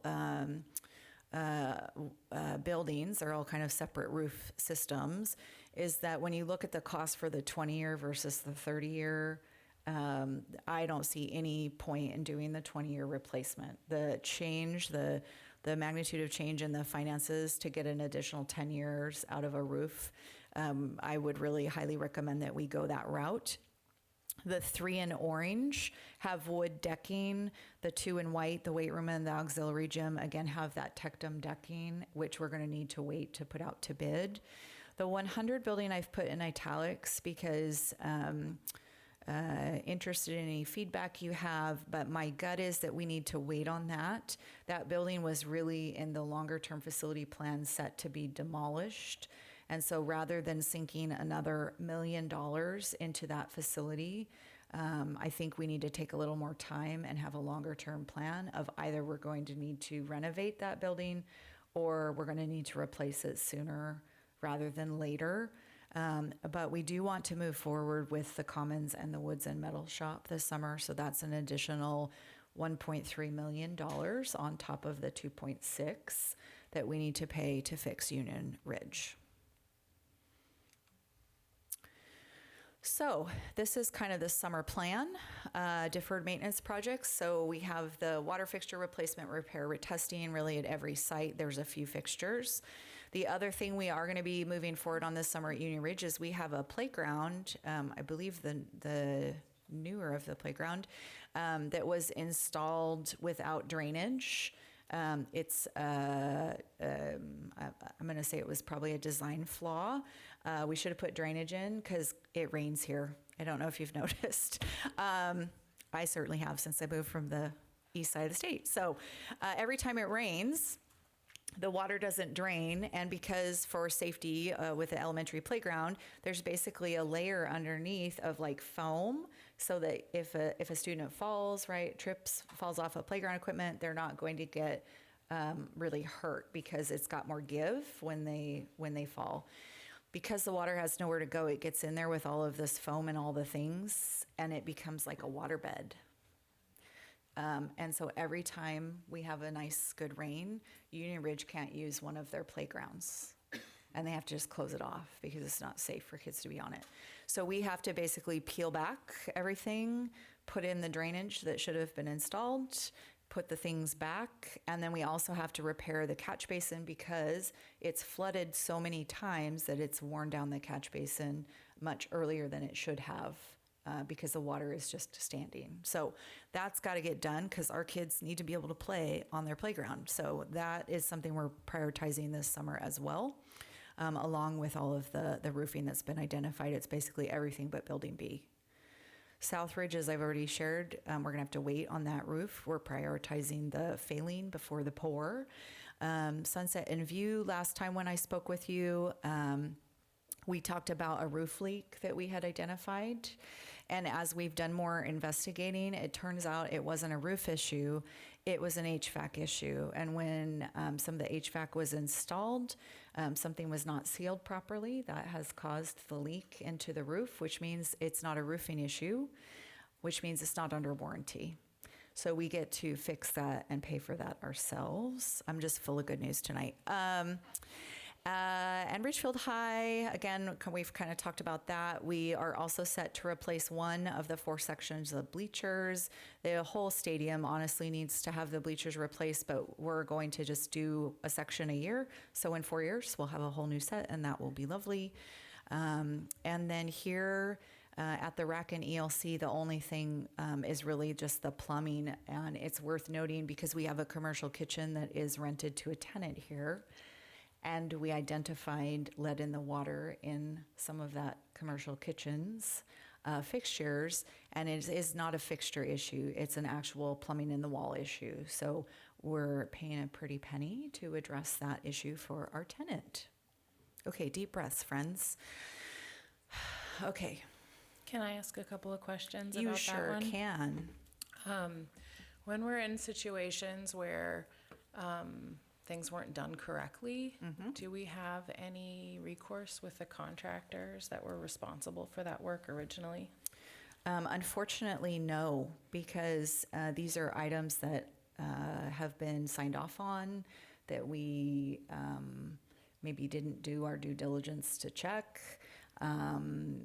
work that wasn't caught that should have been caught. So unfortunately, I wish that was the answer, but it's really on us. And I have been, I think, really transparent with you all throughout the year, as I have, as we fondly say, kick over rocks and find critters. So I'm sorry to bring you more critters, and expensive ones at that, tonight. But these are things we can no longer ignore, and we can't pretend that everything is great. We have a lot of work to do around our facilities and maintenance that has not been addressed, and it's not been addressed for so long that it's created additional problems that if we'd been more proactive, we maybe wouldn't even need to address. Right. Yeah. And I know, Dr. Rodriguez, those particular things are things that were maybe approved or reviewed prior to you being here, and that is hard work to inherit some of that stuff. And I just, as we are moving forward on new projects, would love for us to be able to communicate with everyone how we are going to make sure that we are doing the due diligence. I know that that's something you're committed to, but that feels really important to me because how frustrating is this to be finding things that not that long ago even were signed off on. So thank you for the work to identify those. Yeah, and this is not where we wanted to put all this money this summer, but it is where we need to put the money. And so, we've talked about finances, and at the next meeting, Paula will do her monthly financial update for you all. And we've been really diligent this year to not spend where we could afford to not spend. And only because of that and some of the jobs that have been unfilled or repurposed, the cutting of the curriculum budget this year, the technology budget this year, knowing that we have the capital and tech levy coming, with gratitude to our community for approving the EP&O replacement levy, only because all of those things can we even have the conversation that we need to that we can replace the roof at Union Ridge. So. We've been really diligent this year to underspend, even from the budget that you approved in August. And what we thought was like, yay, we're saving some money for a rainy day. Well, it's raining. So we're going to spend to take care of some of these things. And then we'll be working, as we've talked about before, with a community team, our frame team. I know I haven't talked about it in a while. Kind of have a lot of things happening right now. But our frame team to really help us think about a longer term, not just capital facilities plan, but a longer term maintenance and operations plan, because we are in a place where we need that support and help to do that right. Thanks. Mm-hmm.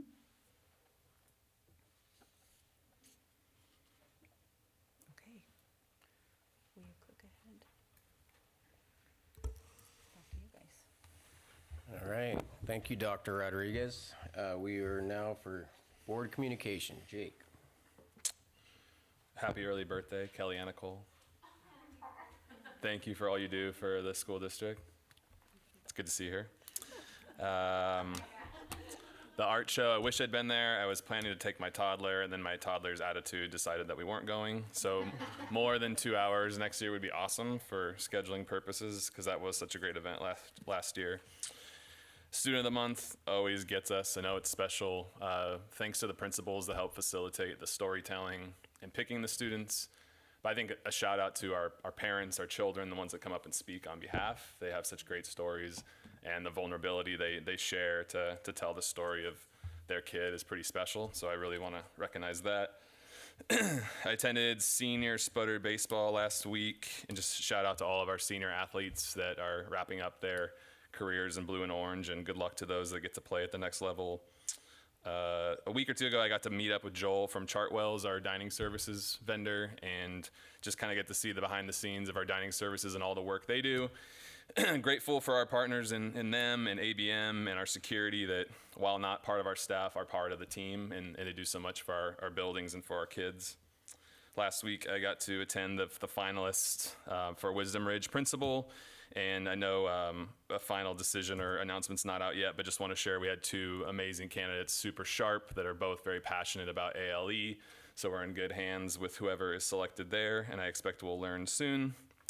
Dr. Rodriguez facilitated our strategic planning session today with Central Services staff, so it was amazing to join that group today. And as you see all the colors around the room, it's a lot of thought and a lot of ideas from today from mostly our staff, and just getting to hear what they envision our guiding plan and North Star moving forward. I know it's going to be a year-long process, but I think we're doing everything we can to invite everyone to the table to make it a very ongoing conversation over the next year.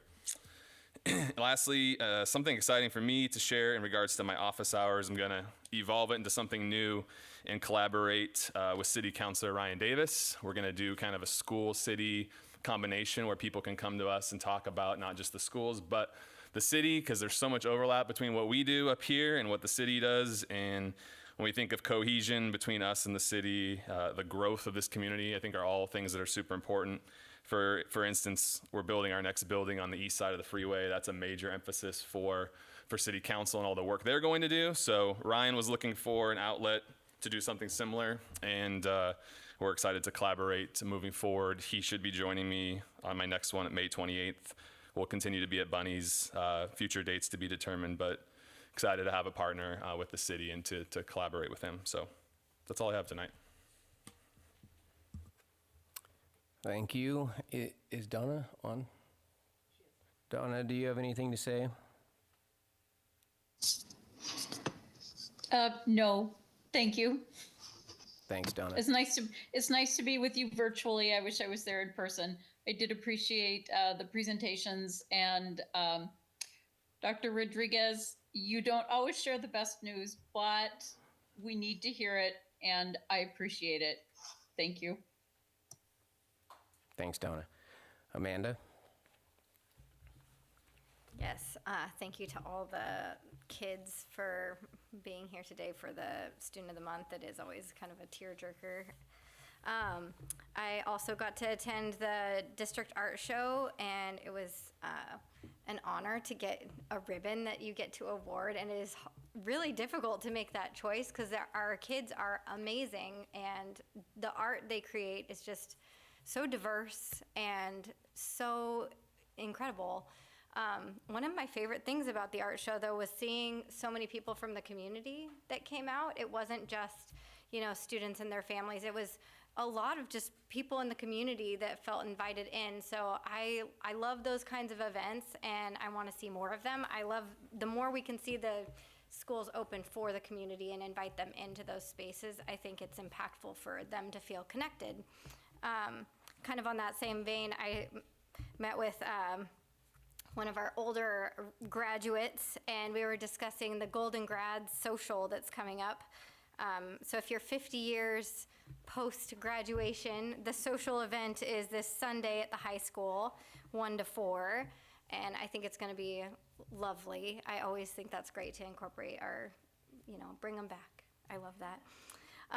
And then I was able to attend the Friends of the Refuge annual kind of event just to celebrate their members. And there's a lot going on down there. If you haven't been by, just driving by that, the Cardi unit, they have a new building that's going to be opened next year. And it has a huge community education part of it that they're outfitting and trying to work with community and educators to figure out exactly what that space looks like.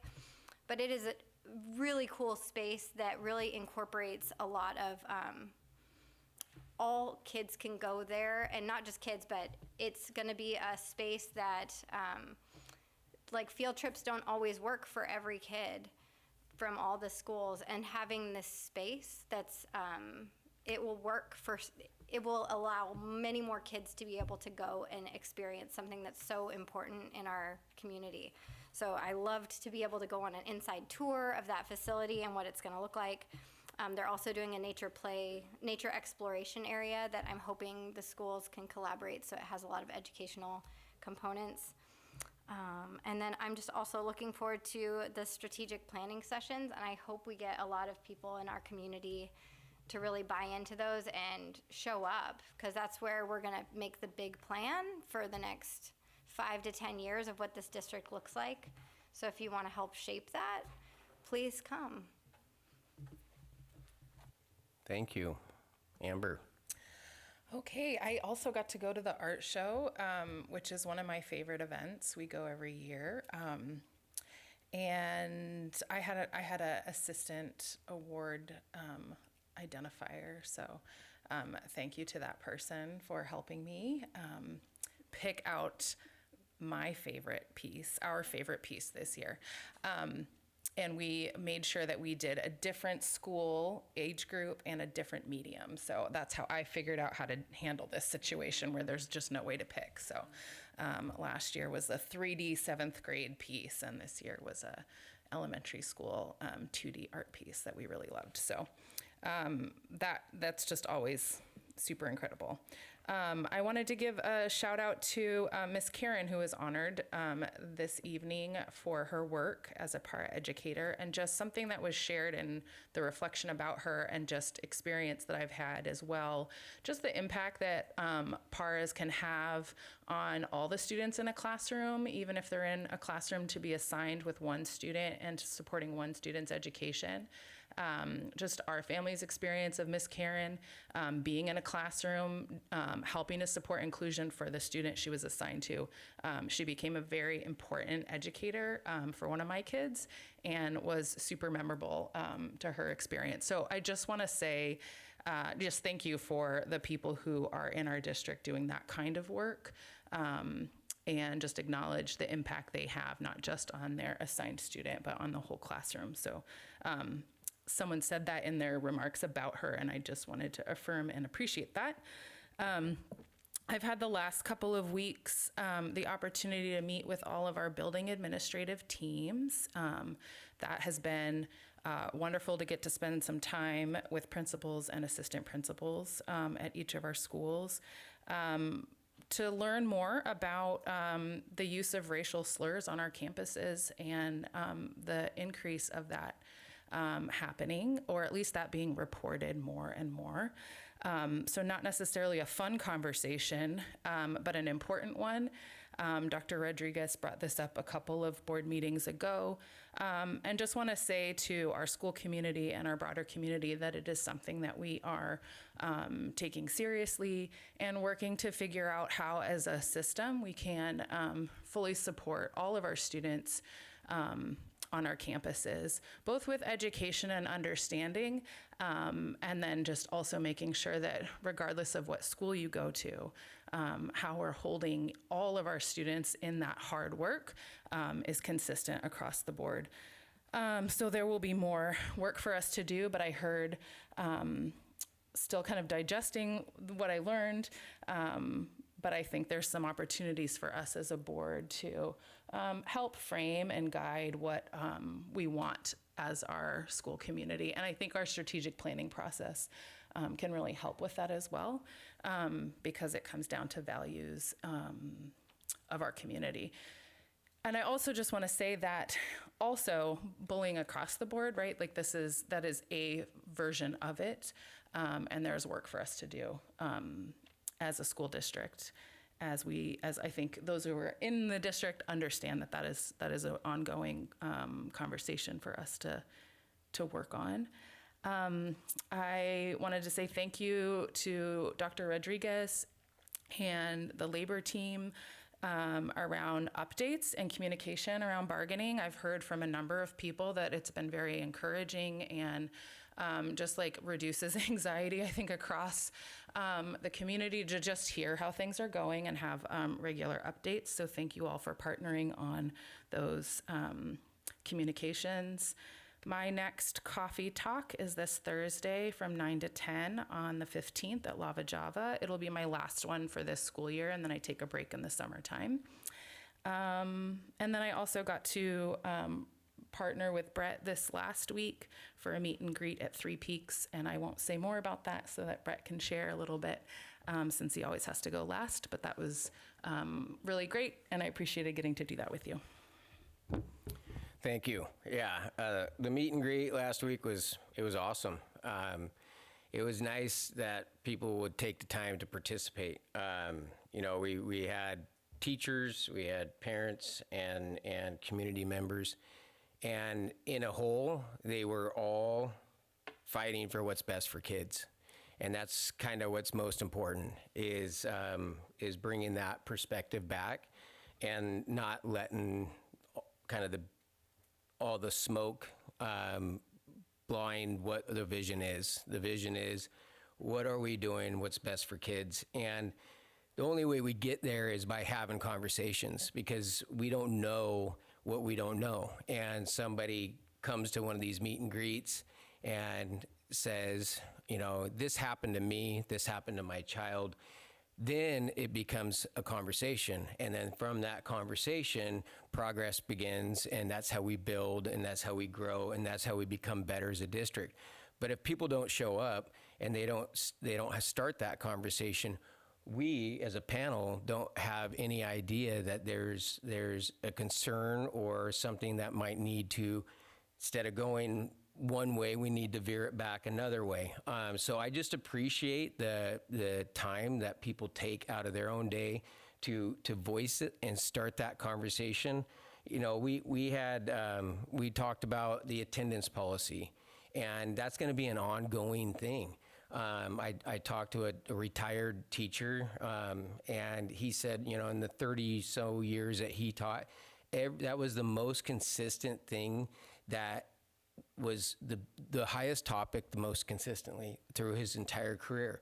So this is pre-pandemic, you know, and that was kind of interesting to hear because of the conversation at the meet and greet. I talking to him and I brought it up and I'm like, how do we fix this? And he's like, man, that's a tough one. But you never stop working at it, right? You don't stop working to try to improve that because attendance is going to make kids' experience better and ultimately, you know, they got to be there to be educated. So we got to keep working on that. Another one was our food deficit, the food budget deficit, which wasn't even a topic on my radar. But, you know, a community member's like, hey, this is a thing. And what happens with that money? And I didn't know. And again, you know, like through this conversation, you get educated. And now there's something like, how do we deal with that? What funds covers that? And so these are things that I learned, you know, when somebody sits down and whether they're a parent or they're a teacher or they're just a community member and they bring these conversations to the table, it impacted me, to be honest, because again, we sit up here trying to do the best that we can.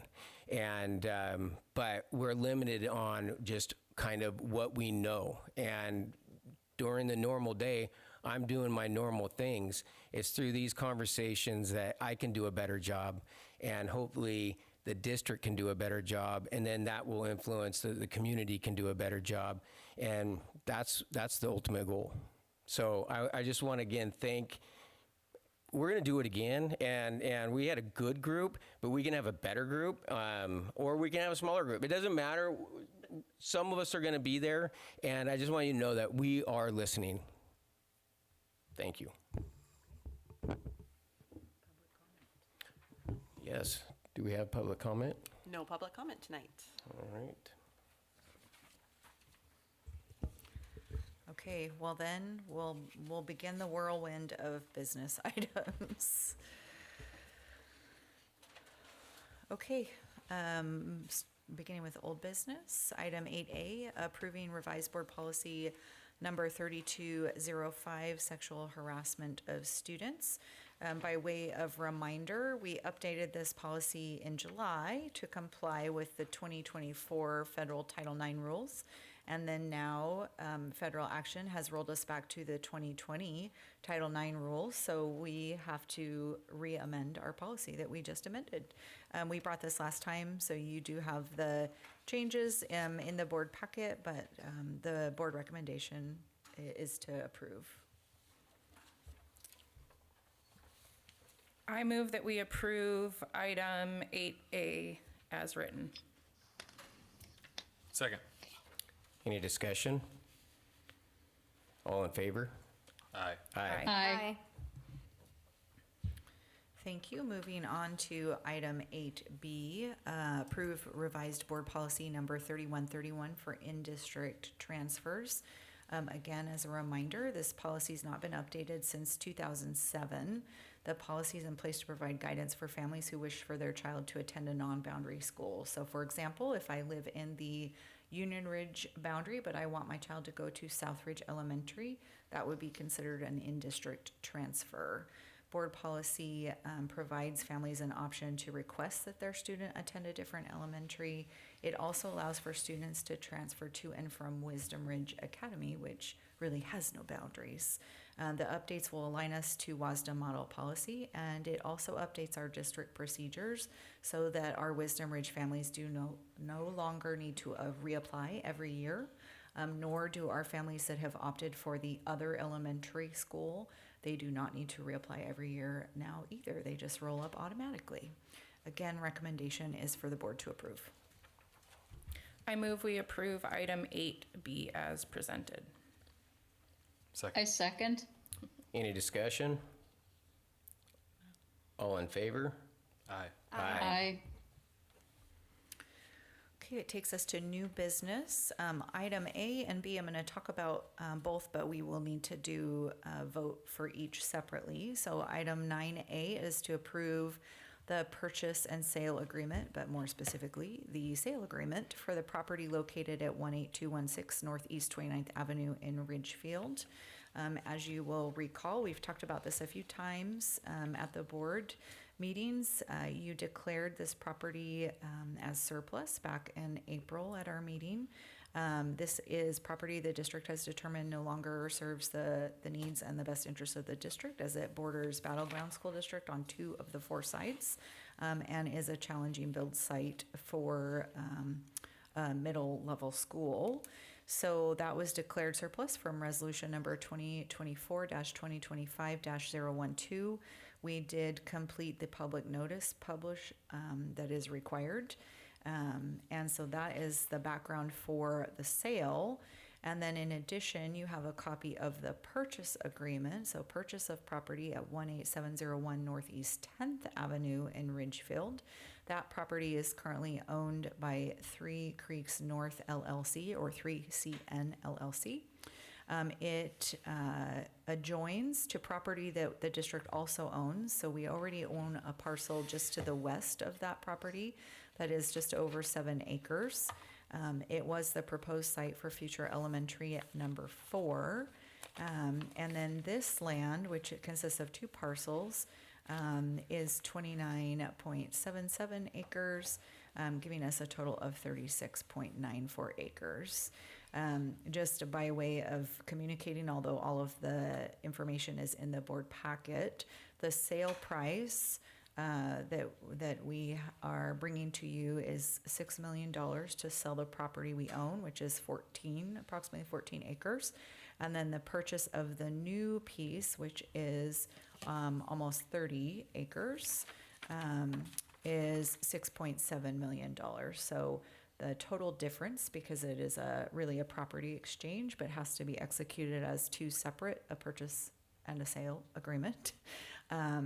It is about $700,000 that comes out of our impact fees, because it would be for future expansion of the district. But again, moving from 14 acres to 29 acres adjacent to property we already own. So it is the recommendation that the board approve the sale agreement, purchase and sale, but really sale agreement first, and then we'll ask about the purchase agreement.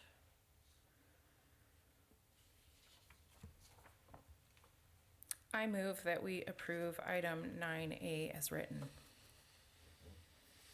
I second. Any discussion? All in favor? Aye. Aye.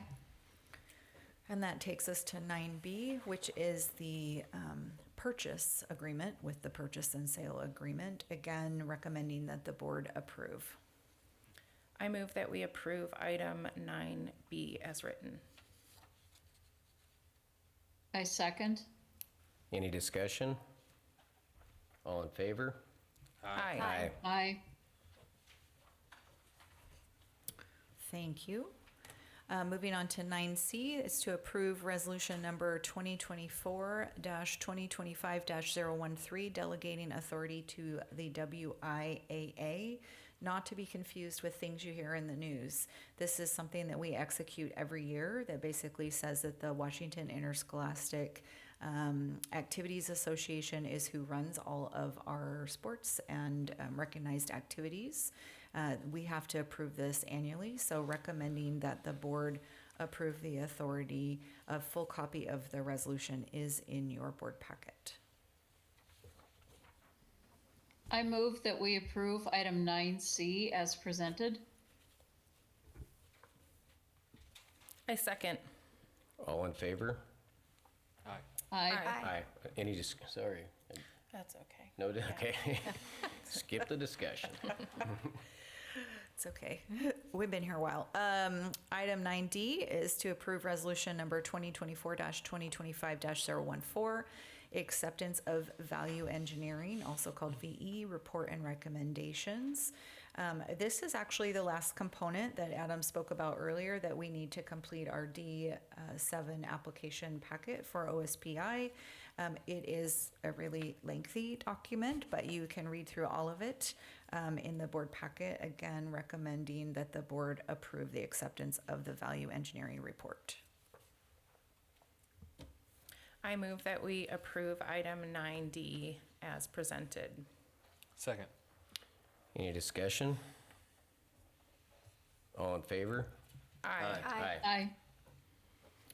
That takes us to item 9E, approving the contract with Accelerate Ed for services at Wisdom Ridge Academy for next school year, the 25-26 school year. As you know, Wisdom Ridge Academy provides online curriculum materials and staff in the high school subject areas. We have high school English language arts and special education staff on site, so they provide that directly from Ridgefield staff.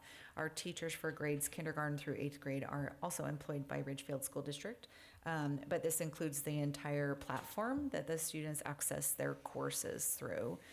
This is to have the licenses for next school year, and we do routinely add additional licenses if we have additional students enroll. Recommend approval of this contract for the 25-26 school year. I move we approve item 9E as presented. I second. Isn't it 9F? No, It's it's E. 9E. No, more on E. Okay, I'm sorry. It's okay. Discussion. Any discussion? All in favor? Aye. Aye. Okay, moving on to 9F, approving adoption of Sullivan's Pre-Calculus 12th edition published by Pearson for use at Ridgefield High School. We need new pre-calculus materials. Previously, this was done through Springboard, and that curriculum has been discontinued and will no longer be accessible. So we had to go through a process of selecting new materials for adoption. It is the 12th edition. This is published by Pearson. It provides a comprehensive coverage of key topics in college algebra and trigonometry, ensuring that students are well prepared for higher level and advanced mathematics courses. It's recommended the board approve the 6-year adoption of this materials at the cost of $30,000. I actually have a question about this. Can you just let us know how we go through? Sometimes we'll see like there's been like a posting for public review. Sometimes there was a curriculum review. Sometimes there's a committee convened. I imagine we're working on systematizing a process for curriculum adoption, but can you just help me understand this particular one? Yeah, this is this isn't like when we adopt new language arts materials for all of our elementary schools. That involves a significant larger number of people and expense. Pre-calculus at the high school, we don't have a ton of staff, so we lean very heavily on the teacher or teachers who are teaching that course. I'm looking to see if Tiffany is here. Oh, this one. The one teacher who teaches this class got to heavily influence this decision. We do look at what's available out there. We look at any recommendations around the quality of materials, but when you're looking at something like pre-calculus, there's not oodles and oodles of choices because this is more of a niche market.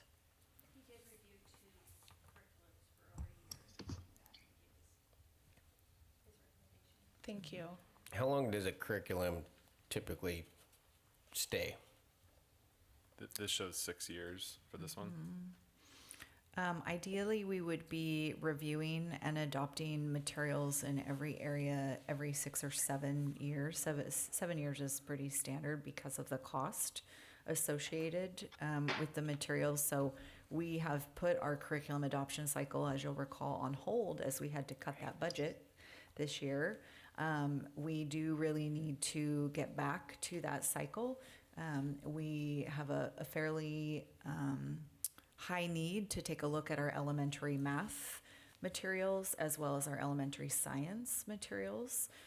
So we're starting to investigate those and consider if we might be able to move forward on those this next year. But I recently put out a survey for our staff to get feedback on current materials. So I'll be bringing you that data at a future board meeting. Thank you. I do move to approve an item 9F as presented. I second. Any discussion? Quick question, just for the sake of a few $1,000s. The $30K mentioned in the memorandum is probably like the budget, but the true total lands like at $26K. Is that all in price? Mm-hmm. Okay. All in favor? Aye. Aye. Aye. Okay, and now we're moving into some first read. So no action needed, but happy to address any questions or hear any discussion. Item 9G is to hear first read of revised board policy number 5201, drug-free schools, community, and workplace. I was looking to see when it was last updated. Okay, we'll find out. But it's not been updated in a while. So we did pull the WASDA model policy. We wanted to take a look at the new language and make sure that we had this up to date. And so you can see the red line in the packet around some of the information that has been updated. The WASDA has added anabolic steroids to their list of items that cannot be on campuses or utilized by anyone on campuses. There is some additional notification requirements. So everyone who's had surgery, you know, sometimes they give you some things that you shouldn't drive a car or go to work. So if you're an employee and you are needing to take medication like that, you do have an obligation to let your supervisor know. And then there is some updated language around disciplinary action. So we will bring this back to you at the next board meeting, but happy to address any questions if there are any at this time. Oh, it was last updated in 2013. Okay, hearing none. Moving on to 9H, first read of revised board policy number 5280, separation from employment. And this one also has not been recently updated. We compared it to the WASDA model policy, and the changes bring the policy current with the updates and aligns with current district practice. We would recommend approval of this at, again, the next board meeting. There's been some change to the language, like from termination to separation from. And then there's some additional language that has just been updated to come current with state law. And so that information is in there for you to review. This is, again, part of our process, as you know from our January board retreat, that we are working on updating all of our policies and procedures in the district. So we're just kind of working our way through the list. Happy to answer any questions. All right. Moving on to 9I, first read of revised board policy number 6890, State Environmental Policy Act compliance. And Paula wrote me a book about this one. State Environmental Policy Act, also known as SEPA, which we've learned about in our construction world. Basically, this identifies and analyzes environmental impacts associated with governmental decisions related to the construction of public facilities. Given that we're moving into a construction project, it's pretty important that all of our policies related to construction are up to date. So Paula McCoy has reviewed this to ensure that we are compliant with all of the current law, and we will be bringing this back to you at the next board meeting for approval. And if you have questions, I'm going to make Paula answer them. Okay. All right. All right, 9J. We're getting close, everybody. Here, first read of revised board policy number 6950, contractor assurances, surety bonds, and insurance. Same thing, right? Because we are moving into a capital project, it's really important that we are up to date on all of our policies and procedures that relate to capital projects. So again, we just took a look at the WASDA model policy. Ours has not been updated since 2017. So there's really just one minor policy notation that's been added. There's not a big change to this one, but we still would like to bring it current. So we'll be bringing this back to you for action at the next board meeting.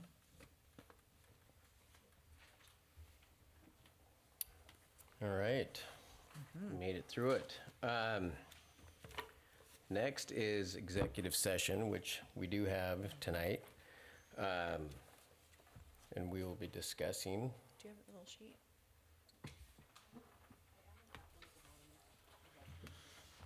Oh, yeah, okay. I feel like I could check several boxes. We do need an executive session this evening for complaints regarding employee, evaluation of applicants for employment, and reviewing negotiations on the performance of a publicly bid contract. I'm gonna say 45 minutes, which would return us at 7:55.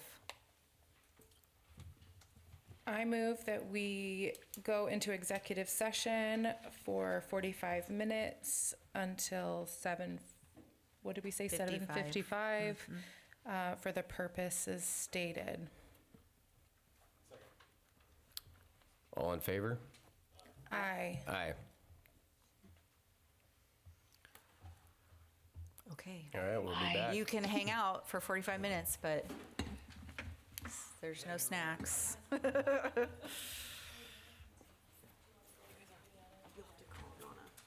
Yes, I'll just call her on my phone.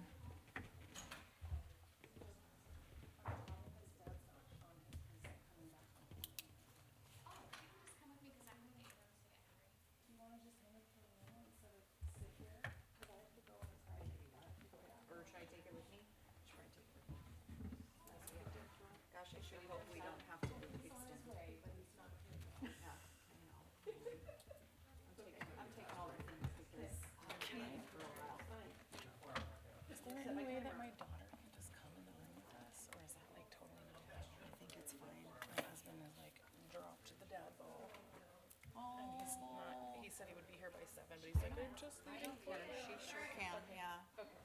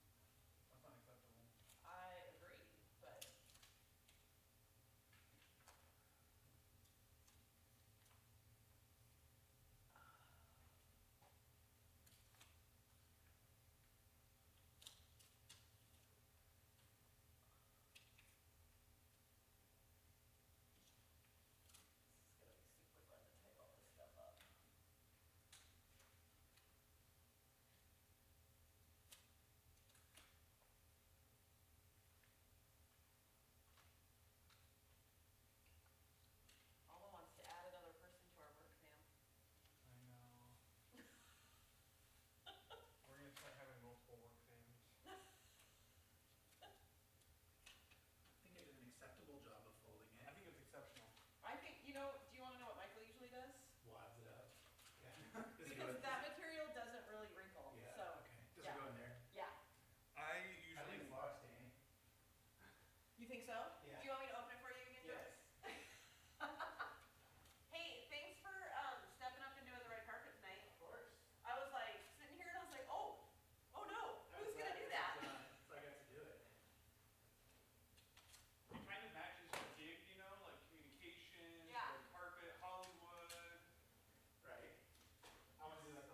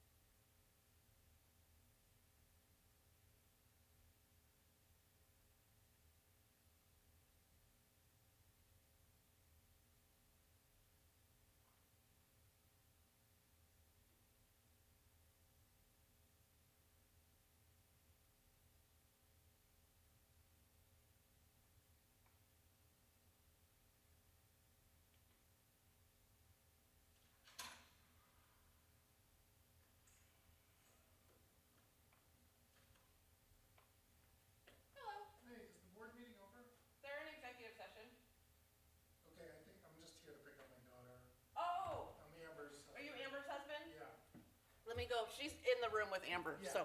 Okay. I'll grab her.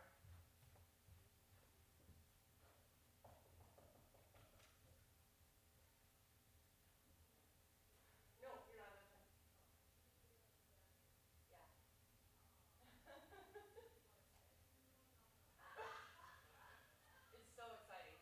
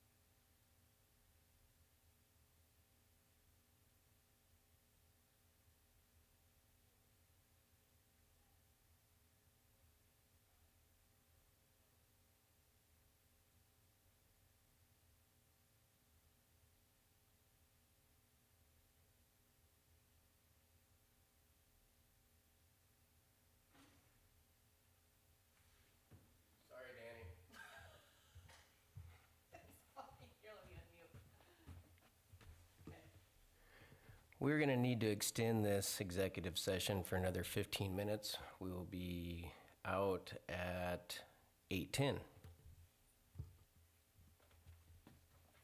Hopefully it's 15.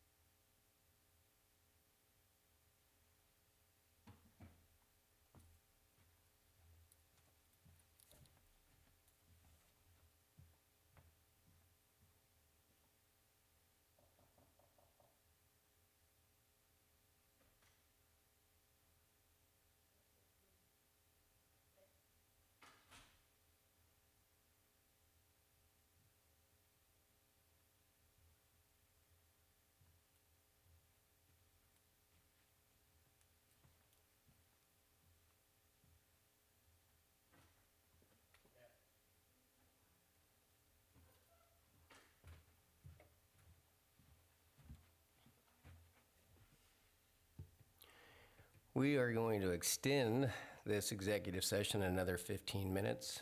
We will be out at 8:25. Right, Danny? Yep. Whatever you say, Mr. Jones.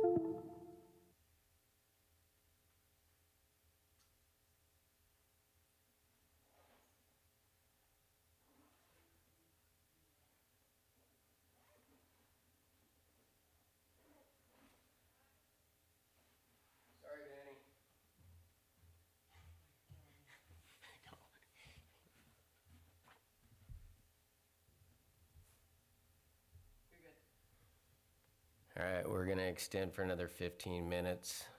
We're just gonna call it 8:45. That will be it. I'll believe it when I'm driving down the parking lot.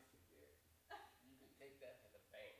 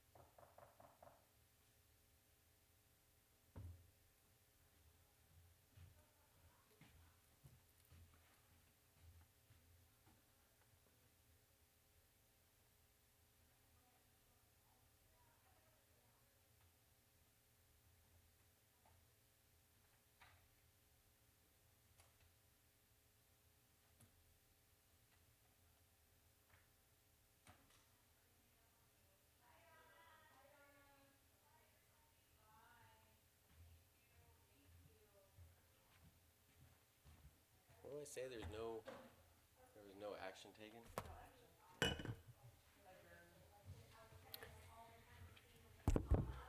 Okay, I am going to adjourn this meeting. There was no action taken in executive session. We are adjourned.